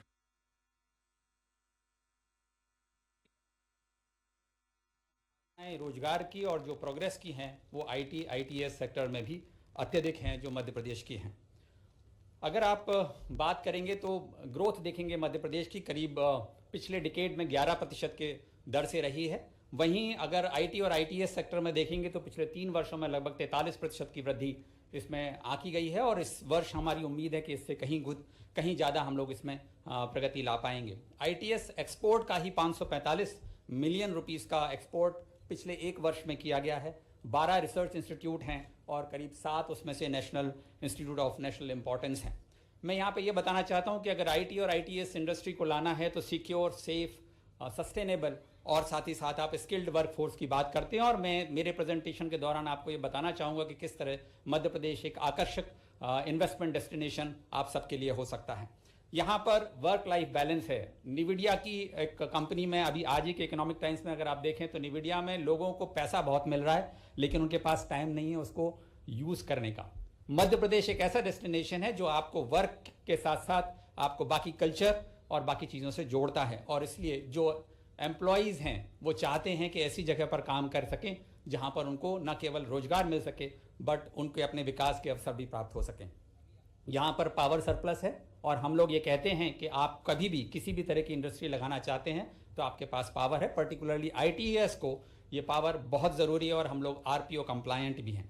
यहाँ पर हम सेफ और हर तरीके से डेटा सेंटर्स के परिप्रेक्ष्य में अगर हम बात करें तो हमें सबसे ज़्यादा सेफ एनवायरनमेंट की ज़रूरत होती है।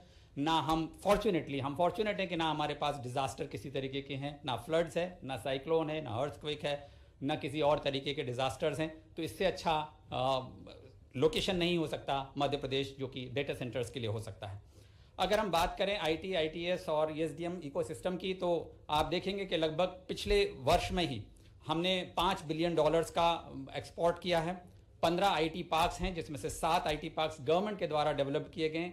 4 SEZs हैं जो टीसीएस, इन्फोसिस, यश टेक्नोलॉजीज और इम्पेटस के हैं और हम आगे भी इसके लिए तत्पर हैं देने के लिए। लगभग 2 लाख लोग काम कर रहे हैं और 3 लाख लोगों की सीट्स यहाँ पर और विभिन्न स्तर पर निर्माणाधीन हैं जहाँ पर प्राइवेट इन्वेस्टर्स आ रहे हैं। जैसे कॉग्निजेंट ने अभी रिसेंटली इंदौर में अपना बहुत बड़ा एक सेंटर खोला है जिसमें 4000 सीटिंग कैपेसिटी की संभावनाएं हैं। लगभग LTI माइंडट्री ने वहाँ पर करीब 1500 लोगों का स्टाफ अभी इस्टेब्लिश करने की बात की है। भारत इलेक्ट्रॉनिक्स ने अपना सेंटर ऑफ एक्सेलेंस प्रारंभ करने की घोषणा की है और निकट भविष्य में उसका भूमि पूजन होने की संभावना है। मध्य प्रदेश 7 डिफरेंट रीजन्स में टेक्नोलॉजी इंस्टीट्यूट्स खोल रहा है जो स्टेट ऑफ द आर्ट होंगे और हम ये बताना चाहते हैं कि लगभग 286 इंजीनियरिंग कॉलेजेस के माध्यम से 50,000 स्टूडेंट्स जो इंजीनियरिंग बैकग्राउंड के होते हैं, आईटी, आईटीएस सेक्टर के होते हैं, वो सब उपलब्ध हैं आपके साथ काम करने के लिए। हमने पहली बार ये महसूस किया कि हम केवल आईटी को आईटी के बारे में बात करते हैं लेकिन आईटी इटसेल्फ में एक आईटी सेक्टर नहीं है बल्कि ये 3-4 हिस्सों में बटी हुई है। एक आईटी, आईटीएस, ईएसडीएम और डेटा सेंटर्स। हमने ये कोशिश की है, माननीय मुख्यमंत्री जी ने ये स्पष्ट निर्देश दिए थे हमको कि हम ये कोशिश ये करें कि हम हर एक सेक्टर के जो आवश्यक चीज़ें हैं उनका ध्यान रखते हुए अपनी नीति को बनाएं और उसके परिप्रेक्ष्य में अगर आप देखेंगे कि हमने आईटी, आईटीएस के लिए अगर कोई चीज़ आवश्यक है तो वो उपलब्ध कराई है। लेकिन अगर ईएसडीएम में आप आते हैं तो हमने स्पेशल टेस्टिंग एंड कैलिब्रेशन के लिए अलग से इंसेंटिव दिया हुआ। अगर हम डेटा सेंटर की तरफ आते हैं जहां पर हमारा रॉ मटेरियल इलेक्ट्रिसिटी है, तो वहां हमने पावर टैरिफ में सब्सिडी की बात की है, आपको इलेक्ट्रिसिटी ड्यूटी एग्जम्पशन के बारे में बात की है। कहने का तात्पर्य यह है कि हम आईटी को एक सेक्टर ना मानते हुए बल्कि उसके अंदर भी स्पेशलाइज्ड सेक्टर के हिसाब से पॉलिसी का निर्माण किया है। अगर मैं संक्षेप में आपको बताना चाहूं, केवल फिस्कल इंसेंटिव्स की, फाइनेंशियल इंसेंटिव्स की बात करूं तो हमारा सबसे बड़ा कहना यह है कि अगर आप 1 करोड़ रुपए खर्च करते हैं आईटी इंडस्ट्री लगाने में मध्य प्रदेश में, तो 30 लाख रुपए, 1 करोड़ में से 30 लाख रुपए आपको गवर्नमेंट इंसेंटिव के रूप में वापस करती है। और अगर आप 2 करोड़ रुपए यानी 200 करोड़ रुपए का इन्वेस्टमेंट करते हैं तो उसके लिए अलग से आपको एडिशनल इंसेंटिव्स जो माननीय मुख्यमंत्री की अध्यक्षता में कैबिनेट कमेटी है वो निर्धारित करती है।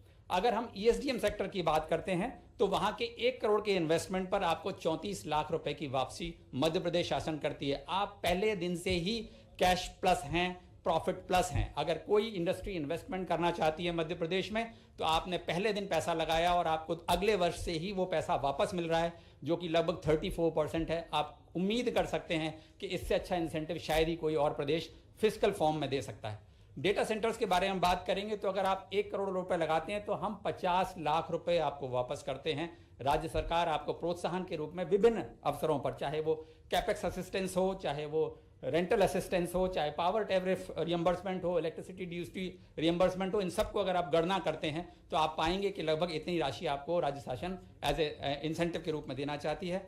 कस्टमाइज पैकेज, अगर आप 5 बिलियन यानी 500 करोड़ का इन्वेस्टमेंट करते हैं तो इसके अतिरिक्त आपको, ये न्यूनतम था, इसके अतिरिक्त भी आपको इंसेंटिव दिए जाने के प्रावधान है। कहने का तात्पर्य यह है कि हमने ये प्रयास किया है कि हमारी नीति में हम प्रत्येक सेक्टर को आईटी आईटीएस के सेक्टर में भी ध्यान दें। और यहीं पर हम पूर्ति नहीं करते, मध्य प्रदेश इकलौता एक ऐसा प्रदेश है जो डेवलपर्स को भी इंसेंटिव देता है। आप डेवलपर हो सकते हैं, आप बिल्डर हो सकते हैं, आप अगर आईटी इंडस्ट्री लेकर आते हैं तो जो आप निर्माण कार्य कर रहे हैं उसके लिए भी आपको इंसेंटिव दिया जा रहा है। और उस इंसेंटिव में भी अगर आप 1 करोड़ रुपए का खर्च कर रहे हैं तो 27 लाख रुपए का आपको इंसेंटिव वापस मिल रहा है as a developer. So it's not only the industry but we are also encouraging developers to come and establish their shop in Madhya Pradesh. ये तो हमारी फिस्कल इंसेंटिव्स की बात हुई। अगर हम नॉन फिस्कल इंसेंटिव्स की बात करें तो वो असीमित हैं। शॉप्स एंड एस्टैब्लिशमेंट एक्ट में आपको पूरी तरीके से एग्जम्पशंस हैं फॉर इंस्पेक्शंस। जैसा मेरे प्रेडिसेसर्स ने बताया कि आप 16 रजिस्टर की जगह केवल 1 रजिस्टर रख सकते हैं। मिनिमम वेजेस एक्ट के अंतर्गत आपको कंप्लीट फ्लेक्सिबिलिटी दी गई है कि आप क्या रेट डिसाइड करते हैं, वेजेस क्या डिसाइड करते हैं based on the incentive and the packages that you want to give. Night shift के लिए, वुमेन के लिए नाइट शिफ्ट के लिए पूरी तरीके से आपको छूट दी हुई है। आप डिसाइड करेंगे कैसे करेंगे और कैसे नहीं करेंगे। अलॉटमेंट ऑफ लैंड के बारे में बात करें तो इट्स ओपन डोर पॉलिसी। आप ऑक्शन में लेना चाहते हैं तो पॉसिबल है, first come first serve basis पर लेना चाहते हैं तो पॉसिबल है, बिल्ट अप स्पेस रेंट पर लेना चाहते हैं वो भी पॉसिबल है, आप खुद अपनी स्पेस बनाना चाहते हैं that is also possible, and all of them have the incentives given in the policy. So each and every sector, each and every vertical in the IT and ITS sector is covered in this policy, and it is the most attractive policy across the state and across the country.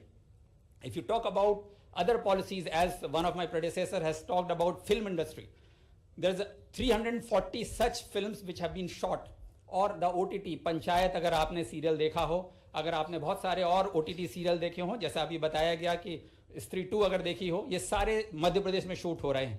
उसके लिए जो tourism department subsidy दे रहा है over and above, अगर आप यहाँ पर production करते हैं तो हम अपनी पॉलिसी में उसको भी लाभ देते हैं। और इस तरह के कैपेक्स पर, आपके प्रोडक्शन कॉस्ट पर, चाहे वो आप कार्टून बना रहे हो, चाहे एनिमेशन फिल्म बना रहे हो, चाहे आप गेमिंग बना रहे हो, इन सब के लिए भी हमारी ड्राफ्ट पॉलिसी अभी आज की तारीख में लाइव है। आपके सजेशंस हमें आपसे चाहिए हैं। If you want any other incentives to be given, if you want that Madhya Pradesh government should think about encouraging the industry, please do give your comments. We will try and incorporate them while we are making the final draft of this policy. अगर आप देखेंगे ये startups के मामले में, क्योंकि IT ITS के लिए ज़रूरी है कि जो टेक्निकल मैन पावर है उसके लिए हमारे पास स्टार्टअप्स में क्या व्यवस्थाएं हमने की हुई हैं। अगर आप केवल देखेंगे 2021 में हमने स्टार्टअप्स के लिए इंसेंटिव्स क्रिएट करने चालू किए थे, and suddenly you will see the jump in the startups that have got created. 2 startups हमारे ऑलरेडी यूनिकॉर्न हो गए हैं, नीव क्लाउड और शॉप किराना, और हम उम्मीद करते हैं कि आने वाले समय में ये और भी आगे बढ़ेंगे।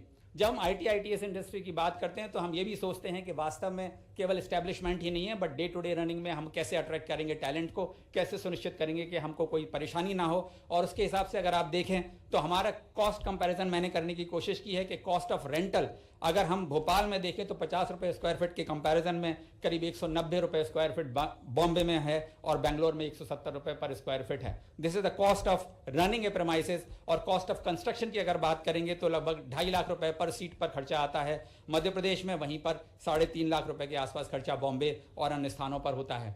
तो जब आप कंस्ट्रक्शन कर रहे हैं, जब आप रन कर रहे हैं, तब भी आप कॉस्ट कंपेटिटिव हैं अपने और कॉम्पिटिटर से। और जब कॉस्ट ऑफ लिविंग और बिजनेस की बात करते हैं तो अगर 1 रुपये यहाँ पर आपका खर्च होता है किसी एक एम्प्लॉय का, वहीं उसको 2 रुपये खर्च करने पड़ेंगे उसी सुविधाओं के लिए जो अन्य प्रदेशों में उसको प्राप्त होगी। तो आप किसी भी टैलेंट पूल को अट्रैक्ट करने के लिए, when you are very close to Delhi, when you are close to Noida, you can see that there are lot of people who are either working out of Madhya Pradesh in these places, they would definitely like to come and establish their shop, particularly in Gwalior, क्योंकि ग्वालियर और ग्वालियर के आसपास का जो connectivity है that is world class और करीब 7 national highway से आप जुड़े हुए हैं। इससे अच्छा इन्वेस्टमेंट का डेस्टिनेशन शायद ही कहीं और आपको प्राप्त हो सके। मैं इसको रिपीट नहीं करूंगा। Finally some of these IT parks which are state of the art developed by Madhya Pradesh is here to see. मैं आपसे निवेदन करना चाहूंगा कि इतनी सारी इंडस्ट्रीज हमारे साथ हैं, आने वाले समय में बहुत सारे लोग हैं। आज एल्सिना जो सॉफ्टवेयर टेक्नोलॉजी के पार्क के लिए, साथ ही साथ PCB डेवलपमेंट के लिए यहाँ पर हैं, वो राउंड टेबल कॉन्फ्रेंस में यहाँ उपलब्ध हैं। उनकी रुचि है कि ग्वालियर में आकर के यहाँ पर एस्टेब्लिशमेंट करें और मैं उम्मीद करता हूँ कि आज के इस प्रयोजन के बाद माननीय मुख्यमंत्री जी की अध्यक्षता में, माननीय मंत्रीगणों की अध्यक्षता में हम लोग ये प्रयास कर पाएंगे कि ग्वालियर और ग्वालियर रीजन को एक बहुत अच्छा IT और ITS सेक्टर के रूप में, डेस्टिनेशन के रूप में प्रमाणित कर सकें। थैंक यू, धन्यवाद। बहुत बहुत धन्यवाद सर। तो ये थे हमारे विभिन्न सेक्टर्स में एडवांटेज मध्य प्रदेश पर प्रस्तुति। और देवी सज्जनों, अब अपने देश के और अपने प्रदेश के प्रमुख उद्योगपतियों के विचारों को, उनके सुझावों को, क्योंकि वो यहाँ पर निवेश करते आए हैं और साथ साथ आने वाले समय में जो उनके निवेश के यहाँ पर प्लान्स हैं उन्हें आमंत्रित करते हैं। और इस कड़ी में मैं सबसे पहले आमंत्रित करती हूँ श्री करण अडानी जी को, प्रबंध संचालक अडानी पोर्ट्स एवं SEZ लिमिटेड, जो एक भारतीय बहुराष्ट्रीय बंदरगाह ऑपरेटर और लॉजिस्टिक कंपनी है, भारत में सबसे बड़ा वाणिज्यिक बंदरगाह संचालक हैं और जो देश में लगभग 1/4 कार्गो मूवमेंट के लिए जिम्मेदार है। आमंत्रित हैं श्री करण अडानी जी।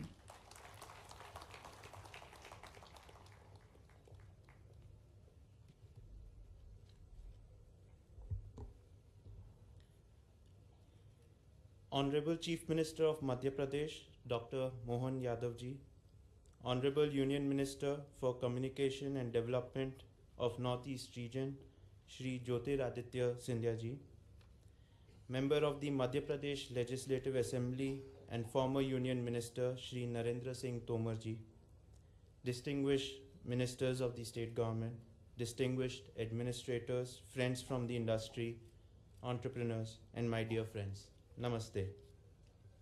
I am honored by the opportunity to address a gathering of so many eminent personalities at the 2024 Regional Industrial Conclave. I am also humbled to stand before all of you today in this historic city of Gwalior. The unparalleled story of India's independence is never complete without the inspiring history of Gwalior, whose significance extends across India's history, culture, heritage, and architecture. Gwalior has produced great leaders such as Swargiya Rajmata Vijay Raje Scindia ji and Swargiya Shri Madhav Rao Scindia ji. And today we have amidst us the dynamic Shri Jyotiraditya Scindia ji, who is the bridge between Gwalior's glorious past and its bright future.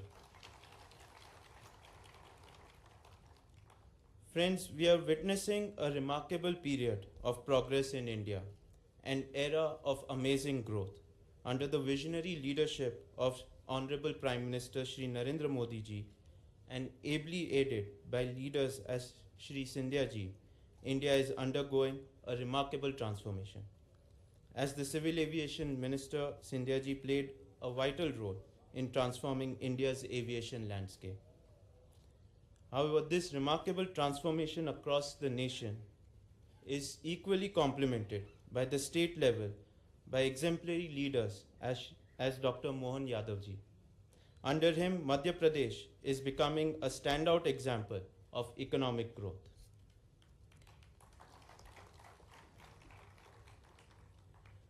I'm proud to say that Adani Group is deeply committed to this great development vision at both the national level and the state level. In the state of Madhya Pradesh, we have already invested 18,250 crores and created 12,000 jobs across sectors of cement, defense, road, thermal power, renewable power, and transmission projects. Gwalior is fast becoming a tourism hotspot and a pool of high quality talent, and also a key transportation and trade hub. These developments are making Gwalior one of India's emerging economic centers, attracting investments across sectors. Adani Defense Facility at Gwalior. आपको बधाई देना हूं, लगभग 38 करोड़ की लागत से ये हमारा आज एक नया संस्थान का शुभारंभ हुआ है। मैं आप सबका भी स्वागत करता हूं इस अवसर पर। ओम सकलेचा जी माननीय विधायक, दिलीप सिंह परिहार जी विधायक, अनिरुद्ध मारुत जी विधायक और सारे मित्रों को और जिला प्रशासन के साथ आमंत्रित सभी अतिथियों को बधाई देना चाहता हूं। आप 2 मिनट कुछ बोलना तो ओम जी बता रहे थे कुछ। देख सब अच्छा है, आपके आशीर्वाद से समय सीमा में ये पहला भिलवाड़ा की हमारी गोष्ठी थी, उसमें इन्होंने अपना काम शुरू किया। मेवाड़ चैम्बर के आप सेक्रेटरी हैं और उधर दूसरे चैम्बर के सेक्रेटरी भी पहले हमारे यहाँ पे टेक्सटाइल मिल भिलवाड़ा से सब आ गए। जब हम भिलवाड़ा गए तो दूसरे दिन राजस्थान के चीफ सेक्रेटरी को वहाँ बैठ के उन्हें मनाने के लिए आना पड़ा। आप खुद एंटरप्रेन्योर से सुन लीजिए। बहुत अच्छा। जब पता लगा हमें कि नीमच में बहुत अच्छी स्कीम्स चल रही हैं, यहाँ जब पहली बार भी आए उसी समय हमने मन बना लिया था कि मध्य प्रदेश में हम ये इंडस्ट्री लगाएंगे, हमारा जो नया एक्सपेंशन है। और ये भारत में पूर्णतया भारत में निर्मित टेक्नोलॉजी से हम ये यूनिट लगा रहे हैं। मध्य प्रदेश में इस प्रकार का ये पहला कंटिन्यूअस पायरोलिसिस प्लांट है जो यहाँ अभी तक कहीं पर भी नहीं लगा है। पूरे मध्य प्रदेश में पहला नंबर पर है ये। सर मैं एक आपसे निवेदन करूंगा, एक भगवान राम आराध्य देव की मूर्ति का यहाँ पर एक अनावरण के लिए एक छोटा सा निवेदन करेंगे आपसे। हमने यहीं रखी है, कैमरा एक बार इस पर फोकस करें। मुख्यमंत्री महोदय के कर कमलों द्वारा इसका अनावरण के लिए मोदी जी के नेतृत्व में रामराज चल रहा है, सबके लिए जोरदार तालियां बजाओ। यहीं से जय जय श्री राम कर रहे हैं। अब मैं अपनी ओर से नीना वर्मा भगवान जय श्री राम कर लें आपसे। जय जय श्री राम। बहुत अच्छा। श्रीमती नीना वर्मा जी धार में हमारे बीच इंतजार कर रही है, माननीय विधायक हैं धार जिले में। आज आपके यहाँ 6 इंडस्ट्री का लोकार्पण भूमि पूजन हो रहा है। Oswal castings private limited, Panchsheel organic limited, जिनो फार्मास्यूटिकल, हाँ, और ये सतवाहर उद्योग प्राइवेट लिमिटेड, जेस engineering, okay fern precision casting private limited, Jaitapur Palasia जिला धार में है। आप सबको बधाई। हाँ भैया, आपको बहुत बहुत धन्यवाद। और सबसे पहले आपको स्वागत और निमंत्रण दे रहे हैं कि आप एक बार धार पीतमपुर में अवश्य आइए, क्योंकि अभी बहुत सारे काम ऐसे हैं जो आपका रास्ता देख रहे हैं। और नरेंद्र भाई आपको भी मेरा नमस्कार। भाई साहब महाराज यहाँ हैं, उनको भी मेरा प्रणाम। और आप सबको धार में आने का निमंत्रण और आभार। हमारे पास 6 इंडस्ट्री है, 281 करोड़ की लागत से लग रही है। 1000 से अधिक यहाँ पे लोगों को फायदा मिलेगा और बहुत सारे पेंडिंग काम है जो आप आएंगे उसके बाद हम किया।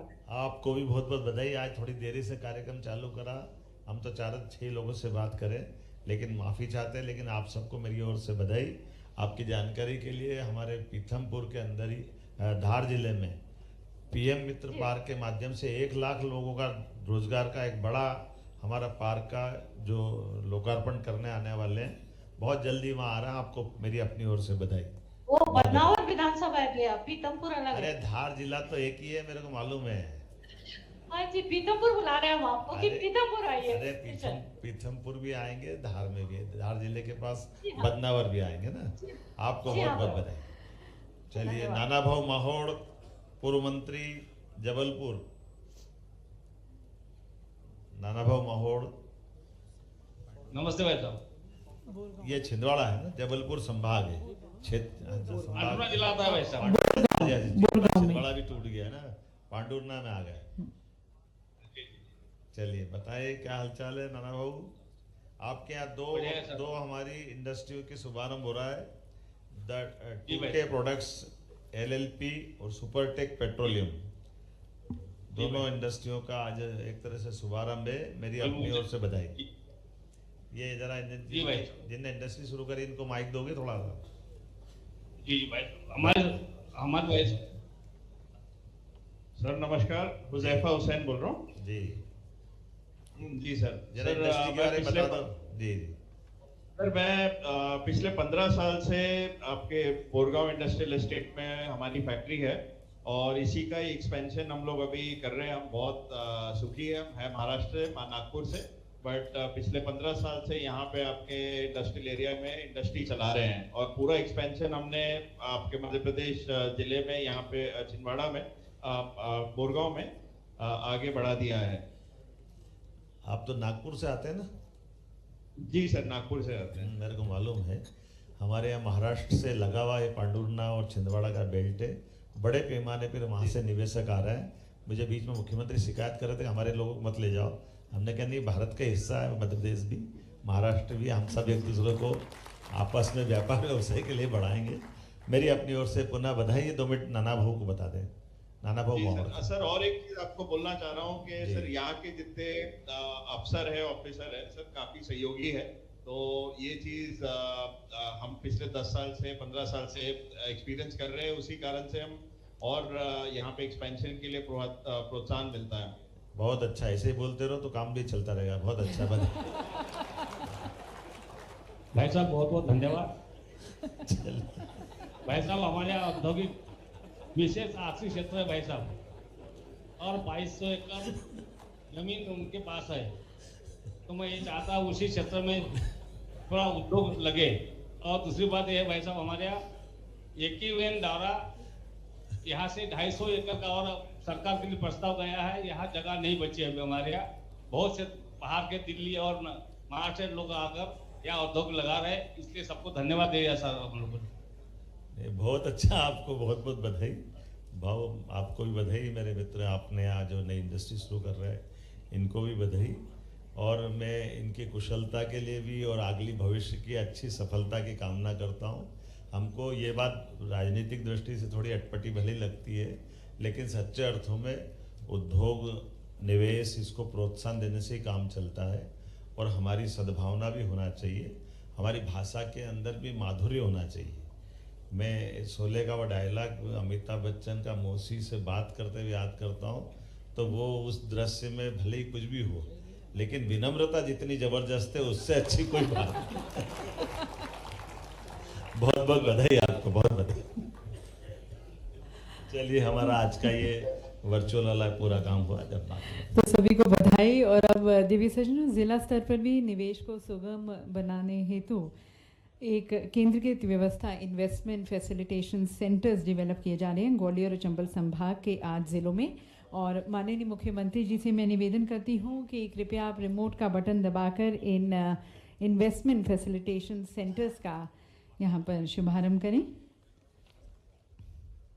ये state of the art centres हैं देवी सज्जनों, और यहाँ पर निवेशकों के बैठने, उचित एवं सामान्य व्यवस्था, स्थानीय परिस्थितियों के अनुरूप अन्य आवश्यक संचार एवं संवाद के समस्त नवीन संसाधन उपलब्ध हैं।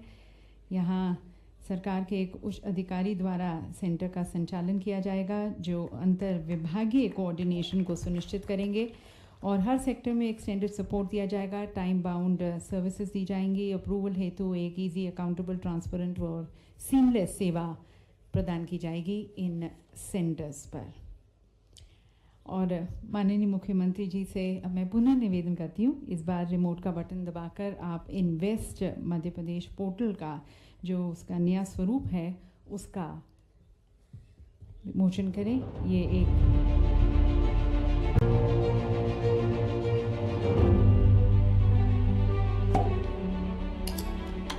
Looking for investment opportunities in Madhya Pradesh? Your search ends here with us. Discover our upgraded investment MP portal, your key to unlocking success in the epicenter of India. The GIS platform pinpoints lucrative prospects and serves as your one-stop solution for investment in Madhya Pradesh. Explore thriving business sectors supported by SEZs and an ever-growing ecosystem. Our investor-friendly policies and world-class infrastructure act as your growth catalysts. From project approvals to land allotment and incentive assessments, we have got you covered. Maximize your returns with our incentive calculator. Enjoy hassle-free investments with our streamlined procedures. Our dedicated team is your trusted partner, offering expert guidance and personalized support throughout your investment journey. We are here to assist you.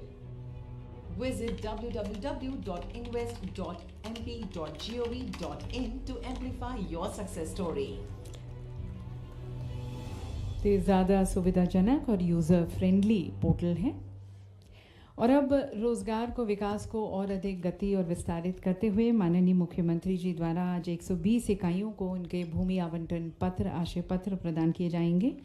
पर हमारे इस समय की कमी के कारण आज हमारे साथ जो इस सभागार में 5 CEOs उपस्थित हैं, उन्हें मैं अब मंच पर आमंत्रित करती हूँ अपने आशय पत्र माननीय मुख्यमंत्री जी के द्वारा यहाँ पर उनको जो प्रदान किए जा रहे हैं। सबसे पहले क्षेत्रीय कार्यालय चंबल से श्री दिलीप कारवा, सुप्रीम इंडस्ट्रीज प्राइवेट लिमिटेड के 120 इकाइयों का, जिसमें 1680 करोड़ के निवेश की प्रस्तावना रखी गई है। 6600 से अधिक के रोजगार सृजन होंगे। हमारे साथ श्री दिलीप कारवा जी और उज्जैन क्षेत्रीय कार्यालय के अंतर्गत मेसर्स महाशय अदी हट्टी प्राइवेट लिमिटेड से श्री सुनील मनसोत्रा और श्री अरुण दीक्षित जी। 200 करोड़ के निवेश की इनके द्वारा प्रस्तावना है। 200 से ज़्यादा लोगों को ये रोजगार प्रदान करेंगे। अगला हमारा उज्जैन क्षेत्रीय कार्यालय के अंतर्गत messrs bio synergy health care private limited, और यहाँ से आमंत्रित हैं श्री हर्षित अग्रवाल जी। इनके द्वारा 50 करोड़ का निवेश एवं 300 से ज़्यादा लोगों को ये रोजगार देंगे। चंबल क्षेत्रीय कार्यालय के अंतर्गत मुरैना जिले में messrs exemplary radiators private limited, यहाँ से श्री पुष्पराज सिंह यादव जी अपना आशय पत्र माननीय मुख्यमंत्री जी द्वारा लेते हुए चंबल क्षेत्रीय कार्यालय के ही अंतर्गत मुरैना जिले में मेसर्स सिनेरियो फार्मास्यूटिकल्स, और मंच पर आमंत्रित हैं श्री कपिल सत्यवानी जी।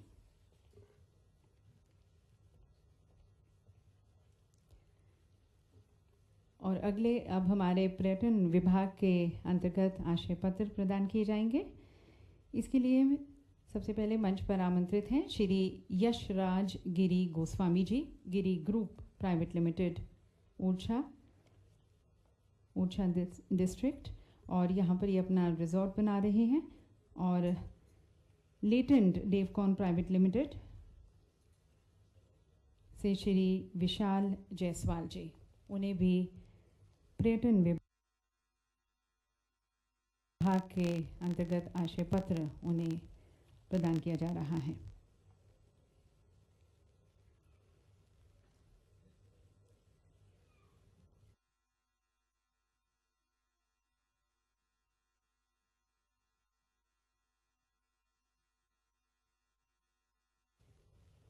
आपकी शुभकामनाएं, आपकी तालियां यहाँ पर सुनिश्चित करेंगी आपकी शुभकामनाएं। बहुत बहुत धन्यवाद माननीय मुख्यमंत्री जी। और देवी सज्जनों, आपको ये भी बताना चाहेंगे कि Gwalior smart city development corporation द्वारा जयविलास प्रवेश द्वार का निर्माण किया गया है, जो कि ग्वालियर की खूबसूरत संरचनाओं से प्रेरित है। इसकी तरफ एक स्लाइड हम आपको दिखाना चाहेंगे। ये द्वार जो जयविलास प्रवेश द्वार, इसका भी आज लोकार्पण किया जा रहा है। और ग्वालियर शहर अपने ऐतिहासिक और सांस्कृतिक नगरी के रूप में अपनी पहचान रखता है और ये द्वार जिसका अभी अभी लोकार्पण किया गया है और 4 चांद लगाएगा इसकी खूबसूरती में। बहुत बहुत धन्यवाद माननीय मुख्यमंत्री जी। और देवी सज्जनों, अब अपने नेतागण के विचारों को, उनके मार्गदर्शन को आमंत्रित करते हैं और मैं निवेदन करती हूँ आदरणीय श्री चैतन्य कश्यप जी से, हमारे माननीय सूक्ष्म लघु एवं मध्यम उद्यम मंत्री जी से।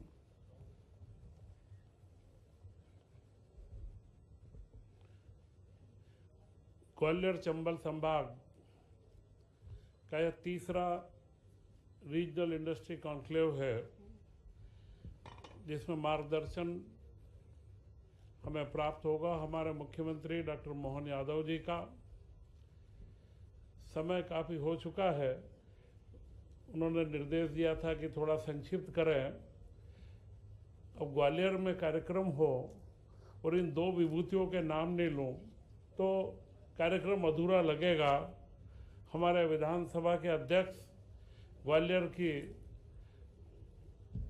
रचे बसे श्री नरेंद्र सिंह जी तोमर साहब और ग्वालियर के विकास को लगातार ऊंचाइयों देने में लगे श्रीमंत ज्योतिरादित्य सिंधिया जी, ये 2 नाम के अलावा मंचासीन सभी मेरे मंत्रिमंडल के सहयोगी साथी, यहाँ के सांसद, विधायकगण और कई प्रमुख उद्योगपति बंधुओं जिनके हमने अभी विचार सुने और सामने उपस्थित संपूर्ण ग्वालियर चंबल संभाग के लघु व मध्यम उद्योग व बृहद उद्योगों के प्रति आगे बढ़ने वाले उद्योगपति बंधुओं, मुख्यमंत्री डॉक्टर मोहन यादव जी ने शुरुआत से ही उज्जैन से जो रीजनल इंडस्ट्री कॉन्क्लेव की शुरुआत करी है और आज हम ग्वालियर में देख रहे हैं, उसके जो प्रमाण तीसरी बार में हमने देखे हैं। निश्चित यह जो विचार था कि पूरे प्रदेश का समुचित विकास हो, सारे प्रदेश के हर जिलों के अंदर औद्योगिकरण हो, और आज हमें लगता है तीसरे कॉन्क्लेव में आने के बाद में कि जिस तरीके से विभिन्न जगह पर अलग अलग लोकार्पण अभी हुए हैं, पिछले 6 माह के अंदर ही कई उद्योगों का लोकार्पण और सारे कार्य हमने प्रारंभ करे हैं। मैं इस अवसर पर आप लोगों का ज़्यादा समय नहीं लूँगा, पर मुझे जो दायित्व दिया गया है सूक्ष्म लघु व मध्यम उद्यमी का, उसके लिए मैं आपसे एक ही बात कहूँगा कि मुख्यमंत्री जी के मार्गदर्शन में हम लोग निरंतर हर जिले के अंदर औद्योगिक केंद्रों में जहाँ पर आवश्यकता है, हमारे नए युवाओं को उद्यम बनाने के लिए, उद्यमी बनाने के लिए हम लोगों ने केंद्र की स्थापना शुरू करी है और अगले 3-4 महीनों में ही हम 13 जिलों में करीब 1500 से 1600 प्लाट का हमारे लघु मध्यम उद्योगों के लिए हम प्लाटों का बुकिंग हम प्रारंभ करेंगे। और वर्तमान में हमने सब्सिडी में एक पारदर्शिता की प्रक्रिया लाए हैं।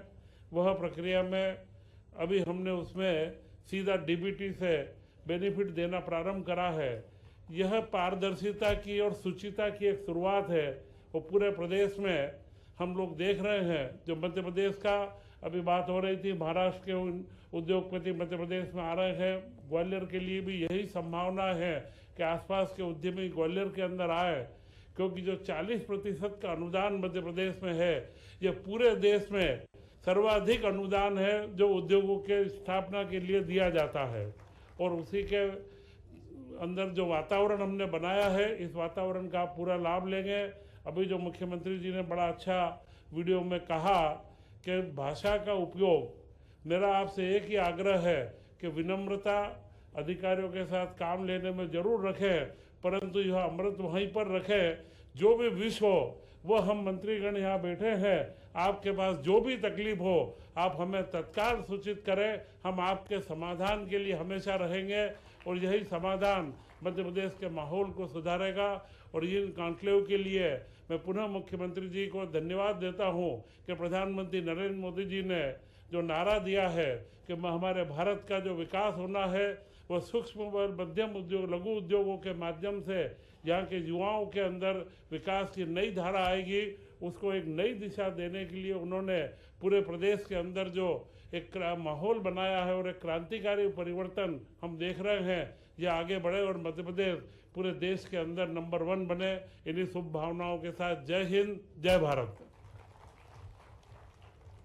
बहुत बहुत धन्यवाद माननीय मंत्री जी। और देवी सज्जनों, अब आमंत्रित करते हैं हमारे देश के दिग्गज नेता जिनका अनुभव और अपने पद के प्रति उनकी निष्ठा, ईमानदारी बोलती है और सभी को प्रेरित करती है। आदरणीय श्री नरेंद्र सिंह तोमर जी, मध्य प्रदेश विधानसभा के अध्यक्ष, उन्हें मैं आमंत्रित करती हूँ हम सभी के मार्गदर्शन के लिए, उनके आशीर्वचनों के लिए। से विकास परक भावना से आपने उनने आपस में एक भाषण के दरमियान परस्पर इतना आत्मीय संबंध स्थापित कर लिया, मुझे लगा कि मेरा आधा वजन तो महाराज ने हल्का कर दिया। और अपनी बातों से, अपने भाषण के एक एक शब्द से ऐसा लगता है कि मोती झर रहे हैं। तो हमारे यशस्वी माननीय विधानसभा अध्यक्ष, पूर्व भारत सरकार के मंत्री माननीय नरेंद्र सिंह जी तोमर जी के लिए अभिनंदन करते हैं, उनका वंदन करते हैं, अभिनंदन करते हैं। मंच पर हमारे पूर्व भारत सरकार के मंत्री है, हमारे मध्य प्रदेश सरकार के बहुत वरिष्ठ मंत्री, अपनी साधना भक्ति के साथ, दक्षता के साथ, अलग अलग प्रकार के रोल में बहुत अच्छे से काम कर रहे हैं। ग्रामीण पंचायत एवं विकास मंत्री श्रीमान प्रहलाद पटेल जी, आपका भी अभिनंदन है, स्वागत है। यहाँ के प्रभारी मंत्री श्रीमान तुलसी सिलावट जी, आपका भी अभिनंदन है। रामनिवास रावत जी, वन एवं पर्यावरण मंत्री श्योपुर के हमारे बहुत ऊर्जावान नेता हैं, आपका स्वागत है।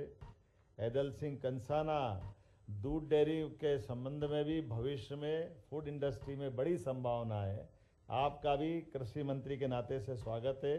दोनों तरह से आपका काम हम देखना चाह रहे हैं। ऐदल सिंह कंसाना जी, एग्रीकल्चर इंडस्ट्रियों के लिए हम बड़ा अच्छा काम और भविष्य की अच्छी पॉलिसी लेके आ रहे हैं। माननीय नारायण सिंह कुशवाहा जी, माननीय प्रद्युम्न सिंह तोमर जी, इंडस्ट्री मिनिस्टर, हमारी इंडस्ट्रियों की सफलता इसीलिए कि बिजली हम बहुत अच्छे से पर्याप्त मात्रा में दे रहे हैं, आपका भी अभिनंदन है। नवीन और नवकरणीय ऊर्जा में भी मध्य प्रदेश का स्थान बहुत उच्च बना है। हमारे शुक्ला जी, आपका भी वंदन, अभिनंदन। और चैतन्य काश्यप जी ने छोटे से में अपनी बात कह दी है, लेकिन चेतना का संचार कर दिया। अभी तक तो हमने डायरेक्ट बेनिफिट अपने छोटे हितग्राहियों तक सुना था, और हमारे इंडस्ट्री के लोगों, एमएसएमई इंडस्ट्री में 600 करोड़ का डीबीटी करना, सीधे सीधे उद्योगपति के खाते में पैसे आ जाए, तो ये हमारे अपने एमएसएमई मंत्री ने किया है। एक बार आपका भी स्वागत, अभिनंदन। मंच पर विराजमान धर्मेंद्र चले गए, साथ पर्यटन मंत्री, उनको गोवा निकलना था। इस अवसर पर दिलीप जायसवाल जी, भारत सिंह कुशवाहा जी, यशस्वी सांसद हमारे मंच पर विराजमान हैं, आपका भी स्वागत है, वंदन है। शिवमंगल सिंह तोमर जी, माननीय सांसद मुरैना, माननीय सांसद श्रीमती संध्या राय भिंड, आपका भी स्वागत, अभिनंदन। और करण अडानी जी, आपने गजब का निशाना लगाया, आपका भी अभिनंदन, स्वागत हमारे लिए। आपका तीर निकल के शिवपुरी से गुना घूम के वापस लौट के आया, हम उम्मीद करेंगे पूरे प्रदेश में घूमता रहे, आपका भी अभिनंदन। और विवेक तनेजा जी ने, विवेक जी का भी अभिनंदन। रिलायंस इंडस्ट्री की तरफ से आप हमारे बीच में आए हैं, वाइस प्रेसिडेंट है। और आपने एक और बात कही कि भिंड के और ग्वालियर के पास के जो बीहड़ है, उस बीहड़ में बड़ी संभावना है। मैं आपकी उस दृष्टि के लिए भी आपका अभिनंदन करता हूँ, स्वागत करता हूँ। बीहड़ के लिए तो ऐसा प्रसिद्ध रहता था, लेकिन देखो विनम्रता ग्वालियर कभी छोड़ता नहीं। मैं एक उदाहरण देता हूँ।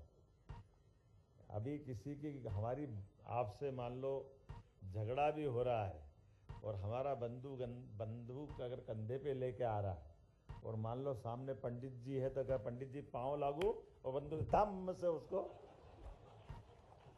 विनम्रता कायम है, उसका अपना काम भी कायम है। ये हमारी अपनी अच्छाई भी है, सरलता भी है, सच्चाई भी। ये हमारा भिंड है, ग्वालियर है, मुरैना है, इसकी अपनी एक अलग पहचान भी। वैसे तो ये गालो ऋषि की तपोभूमि है। हमारे ऋषि गालो बहुत बड़ा नाम, जिनके नाम पर ये पावन तपोभूमि ग्वालियर उनके नाम के नाते से जानी जाती है। संगीत का बहुत बड़ा नाम तानसेन, जिनने अपने विधा से मेघ को प्रसन्न कर लिया, मेघ मल्हार गा करके। कोई बात नहीं है ऐसी सरलता से, लेकिन अपने हृदय में आग उत्पन्न करके शरीर रचना के माध्यम से रागों की ताकत बताकर भारतीय शास्त्रीय संगीत का बहुत बड़ा नाम। इसी प्रकार से महारानी लक्ष्मीबाई, हमारी महारानी स्वर्गीय राजमाता सिंधिया जी, जिनको आते ही मैंने पुष्पांजलि दी। सच में इतना बड़ा नाम राजमाता जी का हमारी अपनी पार्टी के लिए, और उतनी विनम्रता से कि कोई पद नहीं लेना सरकारी, बड़ी बात है, पार्टी का भी नहीं लेना। ये हमारे सिंधिया घराने की विशेषता में राजमाता जी ने पार्टी के लिए जो, और संघर्ष के मामले में भी अगर लगा तो मध्य प्रदेश की सरकार ही पलट दी, सिंधिया जी ने भी और उनने भी, दोनों के लिए बदल।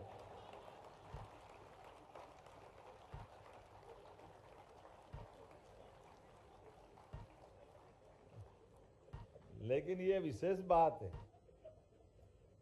बात चढ़ गई तूल पे तो फिर हो गया जो होना है। लेकिन अपने लिए अब अपने विकास की बात में आए, इस परिस्थिति का लाभ उठाएं। दुर्भाग्य के साथ कहना पड़ रहा है, देश में आज़ादी के बाद, केवल कल्पना करो कि आज़ादी के पहले के दौर में, मैं माननीय माधवराव महाराज को याद करना चाहूँगा और दौलतराव जी महाराज को भी याद करना चाहूँगा। थोड़ा दौलतराव जी महाराज साहब से मेरी थोड़ी सी विनम्रता के साथ, हम थोड़ा सा उज्जैन वाले, जब सिंधिया जी की राजधानी उज्जैन थी तो अलग ज़्यादा प्रेम था। महाराज यहाँ ग्वालियर राजधानी ले आए थे उस रियासत काल में, लेकिन वहाँ तो उज्जैन था, पर राजधानी यहाँ ला करके भी उन्होंने एक तरह से वापस सबको, ग्वालियर को पुनर्स्थापित किया था उस दौर में। और अंग्रेजों के उस कठिन काल में भी, जब हमारी व्यवस्थाओं में 1857 के बाद सब कुछ नियंत्रण में चला गया था, लगातार यहाँ से केवल आवागमन नहीं, केवल गमन ही गमन था, ले जाने का सिस्टम था। ऐसे में यहाँ इंडस्ट्री डाल करके ग्वालियर घराने ने पूरे देश के 600 रियासतों को नया दरवाजा दिखाया कि धन घर में रखने के लिए नहीं होता है। उद्योगपति जानते, 1 रुपया 10 रुपये में नहीं चले तो काहे का उद्योग न काहे का उद्योगपति। व्यापार व्यवसाय का अर्थ ही है कि लगातार चलायमान हमारी तरलता होना चाहिए, और सच्चे अर्थों में धन तो धन से धन नहीं बनता है, धन तो मन, और मन से बड़ी बुद्धि, बुद्धि से धन मिलता है। धन तो बैंक में पड़ा, धन में क्या है? धन तो आपकी हुंडी में लिखा हुआ है। धन में क्या है? आपके मन में कल्पनाशीलता होना चाहिए, जिद होना चाहिए, सामर्थ्य होना चाहिए, पुरुषार्थ होना चाहिए, और उससे पराक्रम निकल के आता। तो अडानी जी निकल कर आते हैं, रिलायंस इंडस्ट्री निकल के आती है। ये हमारे देश की गौरवशाली, एक नहीं ऐसे कई सारे नाम ले सकते। काल के प्रभाव में जब हमारी सेना सामर्थ्यशाली होकर के बॉर्डर की सुरक्षा करती है, तो बॉर्डर की सुरक्षा वो इसलिए नहीं करती है कि अपनी जान की बाजी लगा करके वो खाली अपने इस देश को देखते रहे। सेना भी अपेक्षा करती है, समाज भी अपेक्षा करता है कि जब शांति काल हो रहा है तो जैसे पुरुषार्थ में मौका पड़ेगा तो बहादुर सैनिक अपनी जान की बाजी लगाकर युद्ध में विजय होने का संकल्प देता है। वैसे ही उम्मीद की जाती है सामान्य काल में, शांति काल में देश प्रगति उन्नति के नए झंडे गाड़े और दुनिया में अपने पराक्रम पुरुषार्थ से भारत का गौरवशाली उस पक्ष को भी लेकर के आए, जिसके कारण से हजारों हजार साल से भारत को सोने की चिड़िया के नाते जाना जाता था। किसी के आगे हाथ फैलाने वाला देश नहीं है भारत। भारत सदैव लोगों का मार्ग प्रशस्त करने वाला होता रहा। और ये जब उद्योग निवेश और इसकी बात आती तो मुझे आनंद भी आता है इस बात को बताते हुए, लेकिन उसके पहले एक छोटी बात आपको जरूर बताता हूँ। जब मेरी अपनी सरकार का इस बार का गठन हुआ, माननीय मोदी जी को हम निमंत्रण देने गए और मोदी जी से कहा कि आपको एक पहले कार्यक्रम में आना है। तो उन्होंने कहा पहले कार्यक्रम तुम्हारा 8 दिन तो हुआ सरकार बनने को, तो कैसे क्या करोगे? हमने कहा हमारा 30 साल पुराना एक प्रकरण चल रहा हुकुमचंद मिल का, और हुकुमचंद मिल में लगभग 7,000 मजदूर, तुलसी भैया इंदौर के ही नेता, इनको मालूम है, इनके विधानसभा के पास की विधानसभा में सालों से मजदूर लोग 7,000 लोग अपने पेंशन ग्रेच्युटी लेने के लिए कोर्ट से कोर्ट खेलते खेलते 7,000 में से 2,000 तो उम्मीद में मर गए, वो 5,000 बूढ़े हो गए, लेकिन उनका अपना हक का पैसा उनको नहीं मिल रहा है। ये जो हमारी सरकार की भी थोड़ी कठिनाई होती है, मैंने उसका रास्ता निकालने का प्रयास किया। आपको ध्यान में आएगा कि लीज पे हम जमीन देते हैं, इंडस्ट्री डलती है, लेकिन इस लीज पे देने लेने में कभी कभी जो प्रशासनिक अपने अपने ढंग से जो अर्थ निकाले जाते हैं, वे हमने तो लीज पे इंडस्ट्री वालों को दी थी, अब इंडस्ट्री बंद हो गई तो इंडस्ट्री जाने ना, इंडस्ट्री के मजदूर जाने, हमको क्या लेने देना। ये निष्ठुरता है, ये संवेदनशीलता नहीं। हमने इस बात के लिए ही हुकुमचंद मिल का उस प्रकरण को उदाहरण बना करके, उसके पहले हमने विनोद विमल मिल का उज्जैन का प्रकरण का समाधान भी किया था कि अगर इंडस्ट्री डलती है बड़े पैमाने पर और इंडस्ट्रियलिस्ट अगर उस समय टेक्नोलॉजी का जो भी उपयोग करते हैं वो अगर उद्योग धंधा लेकर आते हैं तो हमको उस समय भी स्वागत करना है। और बाद में कोई कारण से सिक इंडस्ट्री हो गई, बीमार हो गई, तो सरकार का तो बड़ा मन होना चाहिए ना। सरकार उस समय उन मजदूरों की भी मदद करे, उनको भी उनका देनदारी करे, ये सरकार का काम होना चाहिए। सरकार इतनी स्वार्थी नहीं होना चाहिए कि नहीं हमारे को क्या लेने देना, उतने असंवेदनशील नहीं हो सकती, ये हमारी परंपरा नहीं। इसलिए हमने तय किया कि जो भी मजदूर थे उसका पूरा कोर्ट केस वापस लिया और जितना 200 करोड़ रुपए से ऊपर का पैसा था सरकार के माध्यम से देने का निर्णय लिया कि हमारे अपने मजदूर अगर काम करते टाइम वहाँ काम कर रहे थे तो बाद में भी उनकी देनदारी की व्यवस्था सरकार को निभाना चाहिए। और बदले में क्या, बदले में इतना अच्छा कि वो जो पूरा 30-35 साल से इतना बड़ा हमारा कारखाने की जमीन का मसला था, वो बहुत बड़ी जमीन थी, सरकार को भी घाटा थोड़ी हुआ, सरकार को वो पूरी जमीन अपने पास वापस मिली, जो बेहतर हुआ वो उपयोग करेंगे, ये सरकार की दृष्टि होना चाहिए। लेकिन इसी इशू पर लड़ा करके परेशान करें। हमने तय कर दिया कि अब पूरे प्रदेश के अंदर कोई भी इंडस्ट्री के ऐसे केस, उस केस में सरकार हमेशा उसके लिए आगे बढ़ेगी। उसमें जेसी मिल अपना ग्वालियर वाला भी है जिसकी देनदारी हम करने वाले।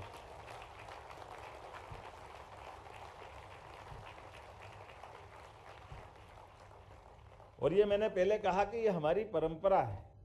उद्योगपतियों को, जैसे मैंने कहा कि सीमा का जवान और यहाँ का उद्योगपति का जवान दोनों बराबर है, ये हमारी आज की परंपरा नहीं है, ये विक्रमादित्य काल की परंपरा है। विक्रमादित्य काल में शासन व्यवस्था के साथ सुशासन करने में जैसे विदेशियों को बाहर किया था, तो विक्रमादित्य ने एक बहुत बड़ा यज्ञ करा। और यज्ञ करने में आपको ध्यान होगा हमारे यहाँ सन की शुरुआत कैसे होती है, यह विक्रम संवत की शुरुआत कैसे होती है। यह सामर्थ्यशाली परंपरा भारतीय परंपरा है। मैं केवल छोटी सी आपके ध्यान आकर्षित कराना चाहूँगा। उन्होंने, ये हमारी पद्धति है कि किसी के जन्म मृत्यु से सन चालू नहीं होता है।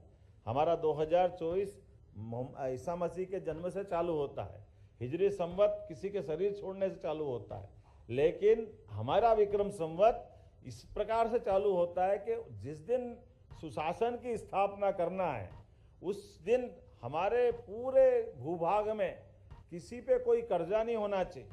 इसलिए कर्जा देने वाला लेने वाला सब आ जाए, ये विक्रमादित्य ने काल किया।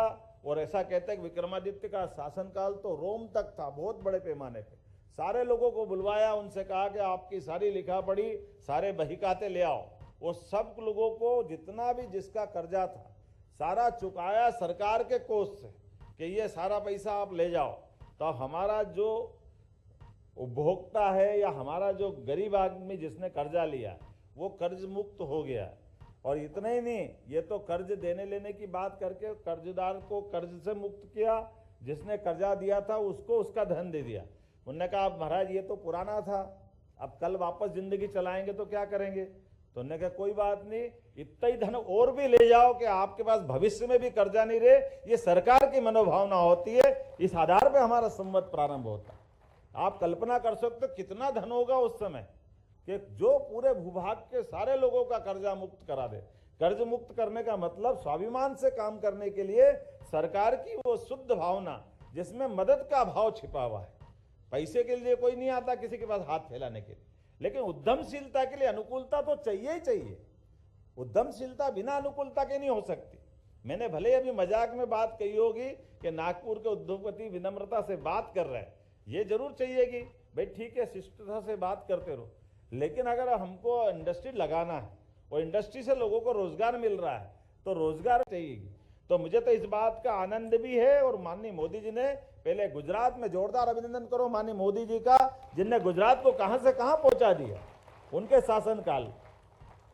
आज गुजरात ने पूरे देश और दुनिया में अपनी एक धाक और साख बना ली।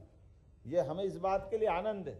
और वैसे तो गुजरात का मुझे एक और भी आनंद है, हमारे भगवान कृष्ण ने कंस को मार के बहुत बड़ा पराक्रम किया था यूपी में, पर भगवान कृष्ण का पूरा जीवन एक तरफ, जब तक वो गुजरात नहीं गए, द्वारकाधीश नहीं बने, उनका चित्र नहीं निकल के आया सबके सामने, वो द्वारकाधीश को श्री समृद्धि देने वाला स्थान गुजरात, ये हमारा सौभाग्य भी है।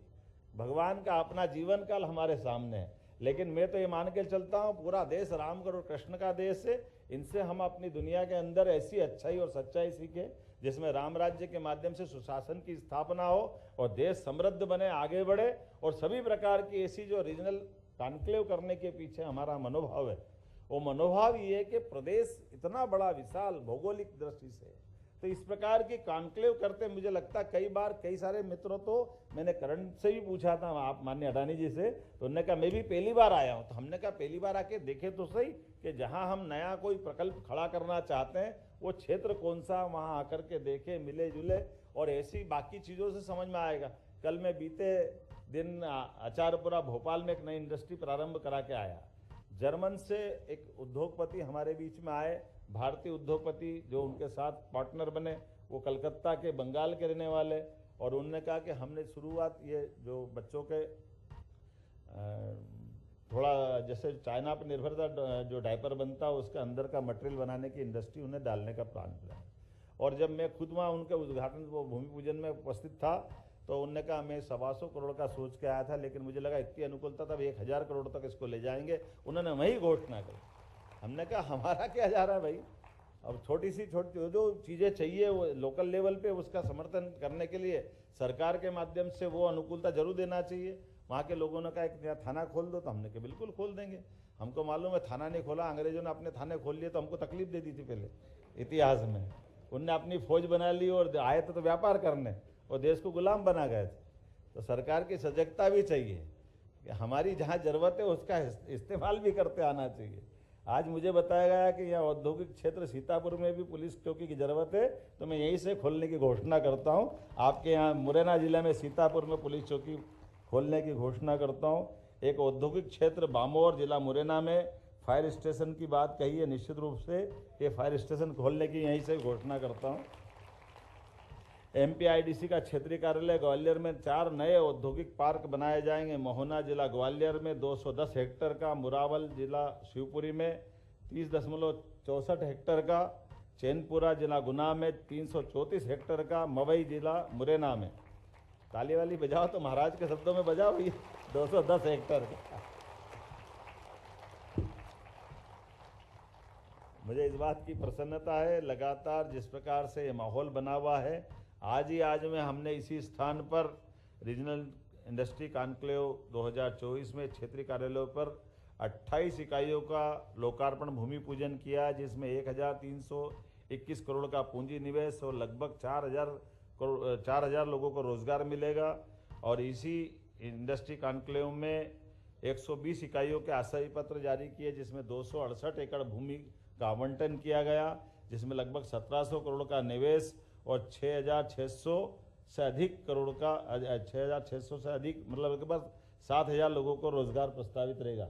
अडानी जी आपका कितना वाला निवेश है इसमें है? तो फिर ये कहाँ जरा लिखने वाले भूल गए क्या हमारे? जोरदार ताली बजा भैया। ये भी 3500 करोड़ का तो अकेले ही थे। ये मैं आपके बोलने के पहले वाला लिखा होगा ऐसा मान लेता हूँ। मुझे सरकार भी बचाना और अधिकारी को भी संभालना है।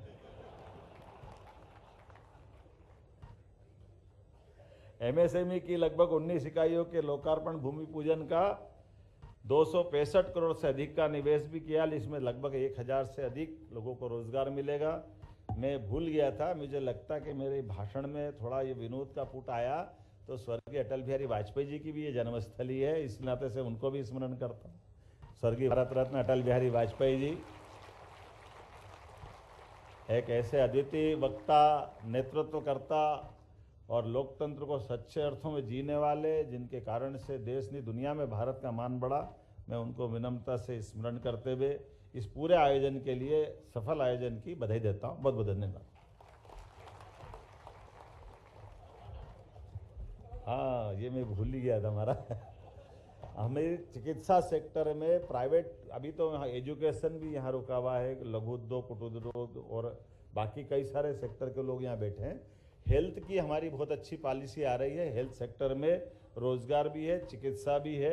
इस नाते से बहुत जल्दी यहाँ एक प्राइवेट सेक्टर का बड़ा हॉस्पिटल ग्वालियर को मिलेगा, मैं यहाँ से घोषणा भी करता हूँ। बहुत बहुत धन्यवाद।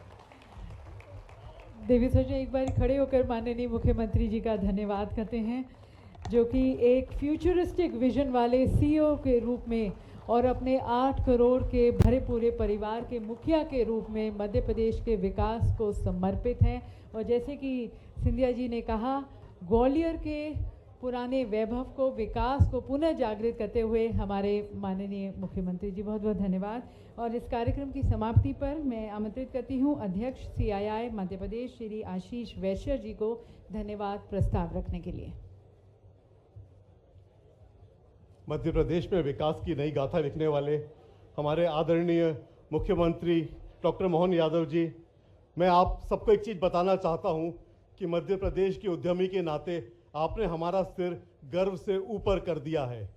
आज हम जहां भी जाते हैं देश में, CII चेयरमैन के नाते मुझे बहुत जगह जाने का मौका मिलता है, पर आज चर्चा का विषय केवल मध्य प्रदेश होता है।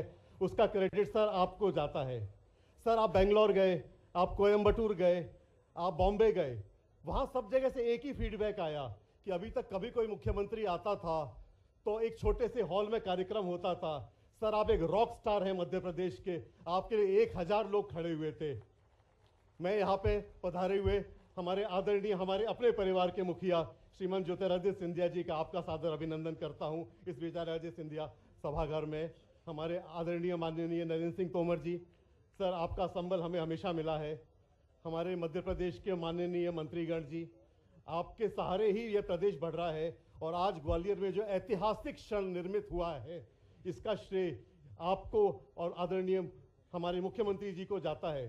सर, पूरे प्रदेश के उद्यमी आश्चर्यचकित हैं, पूरे देश के हैं कि कहाँ 2 साल में एक रीजनल समिट होता था।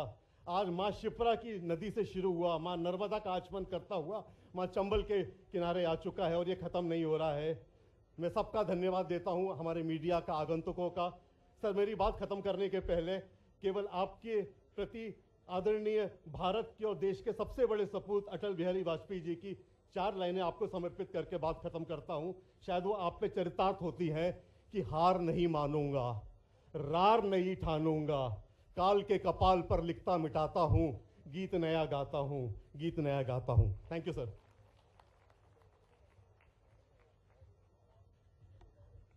बहुत बहुत